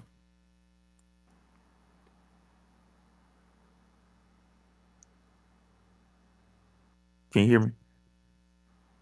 Yes. Okay, the black, can you hear us? All right. Well, he's having difficulties. Midwest, what's on your mind? Hey, Wani, you were saying something about those immigrants. I'm saying immigrants in general, though, but you're talking about those black immigrants that they don't have talent with sports. I was gonna say they just like they did with the Chinese and they have those black basketball players go over there, like Stephon Marbury. Obama had a program with those with some Africans, and they're just doing things to boost them up in these sports camps. Because China, they're producing it right now, and they want to. I think after the Dream Team and that being the biggest export, our culture and basketball. If you ever notice with like those NBA games, they don't have black men, FBA men on the covers anymore. They have like people from Eastern Europe and Asia. So that's the whole point. They do want to replace them, but they're having athletes, NFL athletes, MLB athletes, basketball players, NBA, and they're going over there and they run those sports camps. So they're gonna come up, and they probably give them testosterone, obviously. Did you? I was watching the Olympics and like I should have known like based off the hairlines, but like there were so many players that I did not know play for other. I'm like when I kid you not, I'm like wait, what, do he got a twin? I was like wait, Bam got a twin. I'm like, I'm literally like going crazy because I did not realize how many people. And that right there kind of like spiraled my whole thinking of like noticing how they talk, and they'll mention the good home life of like these players, the reporters. But when it come to our black men, it's like, oh yeah, his father in jail, or his father spent some jail time when he was 5 years old. Like what? Why did you bring that up? But Omboku caught a fish and fed the village. But like, okay, but Yep. like, okay, Yeah, yeah, yeah. You're right. They bring that up, but then they'll talk about some of these guys that come here and they're really like fucking 30, but they pretend like they're 16 and they're dominating these high school players and shit. They'll talk about that. And going back to them they Palestinians, all their birthdays is January 1st or December twenty exactly. first. Exactly. And going back to the Palestinians, Wani, I know, because I used to train with him for 3 years as an MMA gym. I know the UFC welterweight champion, and he's in Chicago, Bilal. And you do see how his whole family, they're Palestinian. They own all types of stores, and I would catch him and his ilk say all types of things about black people. But now that he's the champion, I better not say nothing about, his stores getting robbed or doing George Floyd, but they want to have everybody, become Muslim and say we're all one, and say black people and Palestinians are the same. And once again, John Jones is now in the UFC game anymore. Nor is I forget the other black Demetrius Johnson, but he got traded, and he retired. But now they got Bilal Muhammad. That's just something to think about. Stacia, what's on your mind? Yeah, I just wanted to say, as far as like that age situation with the sports, that is so real, especially like in soccer. I will never forget there was this soccer player who I can't remember what West African country he was from, but they were like, "Oh, he's phenomenal," and they were like holding up a picture or taking a picture with his family. It's like, "Oh, this is my little brother," and the little baby looked all confused, like, "Daddy." Like, the man looked like he was 30 years old. There was no way he was like 16 or 17 the way he was saying that he was. But also, ever since the whole Colin Kaepernick thing, they launched that NFL Africa, because you have people like Emmanuel Acho who sit up there like, oh, we would be so grateful for these opportunities, and if people in Africa would appreciate. They wouldn't be trying to take a knee. They would be so grateful to stand up for the American flag. The whole coon sellout thing. So now there's this big push for American football, on the African continent, and I guess we'll see how it turns out. But yeah, there's like Or they'll destroy it just like the Caribbeans and South Americans destroyed baseball and it went down in flames. So I guess you wanted to go down in flames. right. Have at it. Like they Yep. losing they losing Baseball they is five on its star way they out. losing their best players because they want to go back to their hometowns and mess with children. You hear about the story about that every other day, or or some just crazy stuff that they're into. Like I can't even enjoy baseball no more for real, because of the simple fact, like me and my dad, like anytime we're like just watching it together, like it's just like we don't see none of our boys for real, and like our boys are like the best and they know it, but they rather just take them on than make us rich. Yeah, it's a takeover. Again, it's did the Buffalo Soldiers clear the Western Front? As a historian, I'd like to point out that history doesn't repeat itself, but as Mark Twain says, it rhymes. And this immigrant takeover of historically black colleges, of sports, of industry, of career fields from medicine to education, it's rhyming. It's rhyming with the Georgia Corporation, where immigrants were came over here and were creating the slave patrols, which later became the police.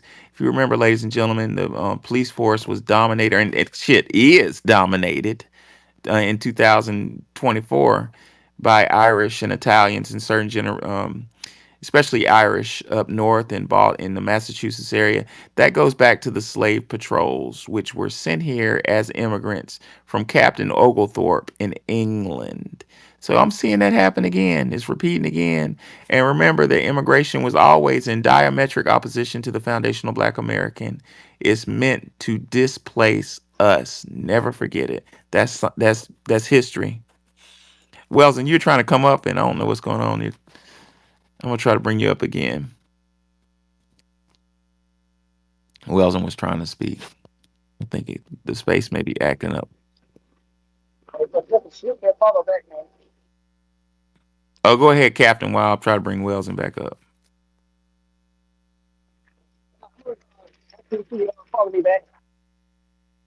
Oh, I can barely hear you. If I didn't follow you back, okay. I wasn't even didn't even know it. I just followed you. Um, Welson's having difficulties. Did anybody else want to speak? Oh, there she is. Come on, Welson. Or, am I having difficulties? Can y'all hear me? Mm-hmm. Okay. Come on, Welson. It's your turn. Wani Welson probably doesn't hear me. Could you tell her to go ahead and speak? Wellspring, can you hear us? Wellsing? I think her space is acting up.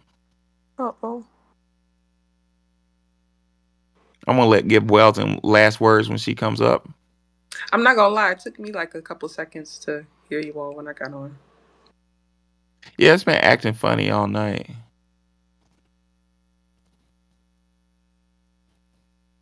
It's been an interesting space. It's an interesting thing to think about. How they use us to clear an area of land that they would later steal and then later sell back to us when we earn the money to buy back the stolen land. How does this shit work, ladies and gentlemen? What's the solution? Not only that, when you think about like the Civil War or like, you know, the start of it, how the whole lie where white people be like, well, my ancestors died for you all. No, no, most of ours died. Most of Yep. ours died. We were on the front lines. We Come on, we took Weldon. care of everything. Oh, yeah. Can you hear me? I can hear you now. Boy, did I have a warm time trying to get it set just so crazy. This has been a crazy. Take your No, time. I You got wanted. last words. Oh Lord, I have. What do I have the honor to do that? No, I All wanted to that just pressure. share. I'm telling you. Good evening, everybody. No, I wanted to just share with you something that I wanted to mention yesterday. To keep in mind that a lot of these foreign students, especially the African ones, they're under the perception that they have money, but a lot of them come from people tied to the government that have stolen money through IMF. There's a major problem with them hiding their money in Europe. Wow. And a big push for Europe to expose this. They've taken IMF money and it's supposed to be used for their people in their country. And I tell you, this morning I was thinking about wanting what she said yesterday. And it's so true that they massacre their own people. They'll massacre them by killing them, and they'll massacre them by robbing money that's supposed to better their lives and better their people's lives. And take it and they buy properties in Canada, in the United States, in Europe. They stash this money. So a lot of these people coming to those universities, yes, they have the cash because it's stolen money that was meant for their native country, and they take it for themselves, and that's it. And that's a fact. There's a lot of investigations going on about it. So I want to share that with Swiss you. bank. Yeah, I'm here. I'm hearing. Thank you, Weldon, for IMF stolen money. That makes sense because Yeah, it's International Monetary Fund. wow. That's funding the International Monetary Fund. And also the International Monetary Fund has been on this tangent in the last 10, 15 years, but really a big push in the last 5 years that they will fund a country if they put forth bills in their country or laws in their country to protect LGBTQ. Wow. Yes. Jamaica was one of them that you know uh, that they said, we'll give you this money if you put LGBTQ laws in place, and Jamaica pushed back from years ago. And the whole So then this whole thing about Jamaica being homophobic is a false narrative, because Jamaica was, and it's a historical fact that Jamaica was for the Caribbean a brutal island for slavery. In fact, it was a island that they would take their hard to break slaves and break them, and breaking them meant raping Yep. them. It's a trauma legacy it's not that they hate gay people. It is that it's a trauma legacy from their slavery, that they were raped. Men were raped and castrated there, and it has been something that they just don't promote. So when IMF has been going, and remember, Kamala Harris, by the way, didn't she go with a contingency of American people that are affiliated with some of these countries? I think she went to, was it Zimbabwe or some one of these countries, like in the last year or two, Yes. um, promising money, but they had to put forth some gay shit, and some of those countries push back. So I'm telling you, a lot of this is a bunch of, they're a bunch of thieves. They're undermining their own people, and they go to these schools, and again, nothing good's going to come out of it. It's like a house of cards. It's all going to implode. So I just wanted to I leave you know, with I that. know, I know that was supposed to be the last word, but did anybody watch the Olympics? And was it Ethiopia where And good night, they, everybody. Good good night, night. since I'm the last Okay, speaker. good night. Yeah, sorry. But they And thank you so much for allowing me to Yes, speak. ma'am. Thank you. You educated me. You said IMF, International Monetary Fund. I got to do me some research because I was wondering where that money came from. Ladies and gentlemen, I enjoyed y'all tonight. The Buffalo Soldiers clear Western Front? Yes. Were Lewis and Clark ops? Yes. And they happened in that order. The Buffalo Soldiers cleared the land. Then Lewis and Clark, well, I'm sorry, it happened in reverse order. Lewis and Clark surveyed the land, got the snitch report, then sent in the Marines. So we need to be aware of that order of operation of people coming in to our environments, assessing information on our environments, and slowly coming in. So the historically black college that I used to teach at was in Memphis, Tennessee. You can look it up. It's the only one there, and it's in South Memphis. And my last year there, I noticed a bunch of Caucasian. South Memphis is very, very black and beautiful. Thank you. Yeah, it's a neighborhood where Young Dolph used to give out on turkeys. I love those people in Memphis, man. They real. They block off the street and barbecue, but that's a whole nother type of story. It's that type of black people. But I noticed my last year, as I was soaking in that campus and soaking in that beautiful experience, um, white surveyors would come in and start surveying the land around campus, the land down the street, the abandoned homes. And I wonder what the hell is that about? And I thought of Lewis and Clark. And I heard through the grapevine that white developers want South Memphis because South Memphis is down the street, literally from the FedEx Forum where the Grizzlies play. Memphis has a professional basketball team, and their intention, long-term intention, is to bulldoze all those projects and all those houses and build condos convenient to rich yuppies so they can walk to the basketball game. Let's beware of the Lewis and Clark mantra. Be suspicious of people coming amongst your mix, asking questions, and trying to hang out with the black folk. Think about Lewis and Clark, ladies and gentlemen. I enjoyed y'all, and I'll see y'all tomorrow. Peace out.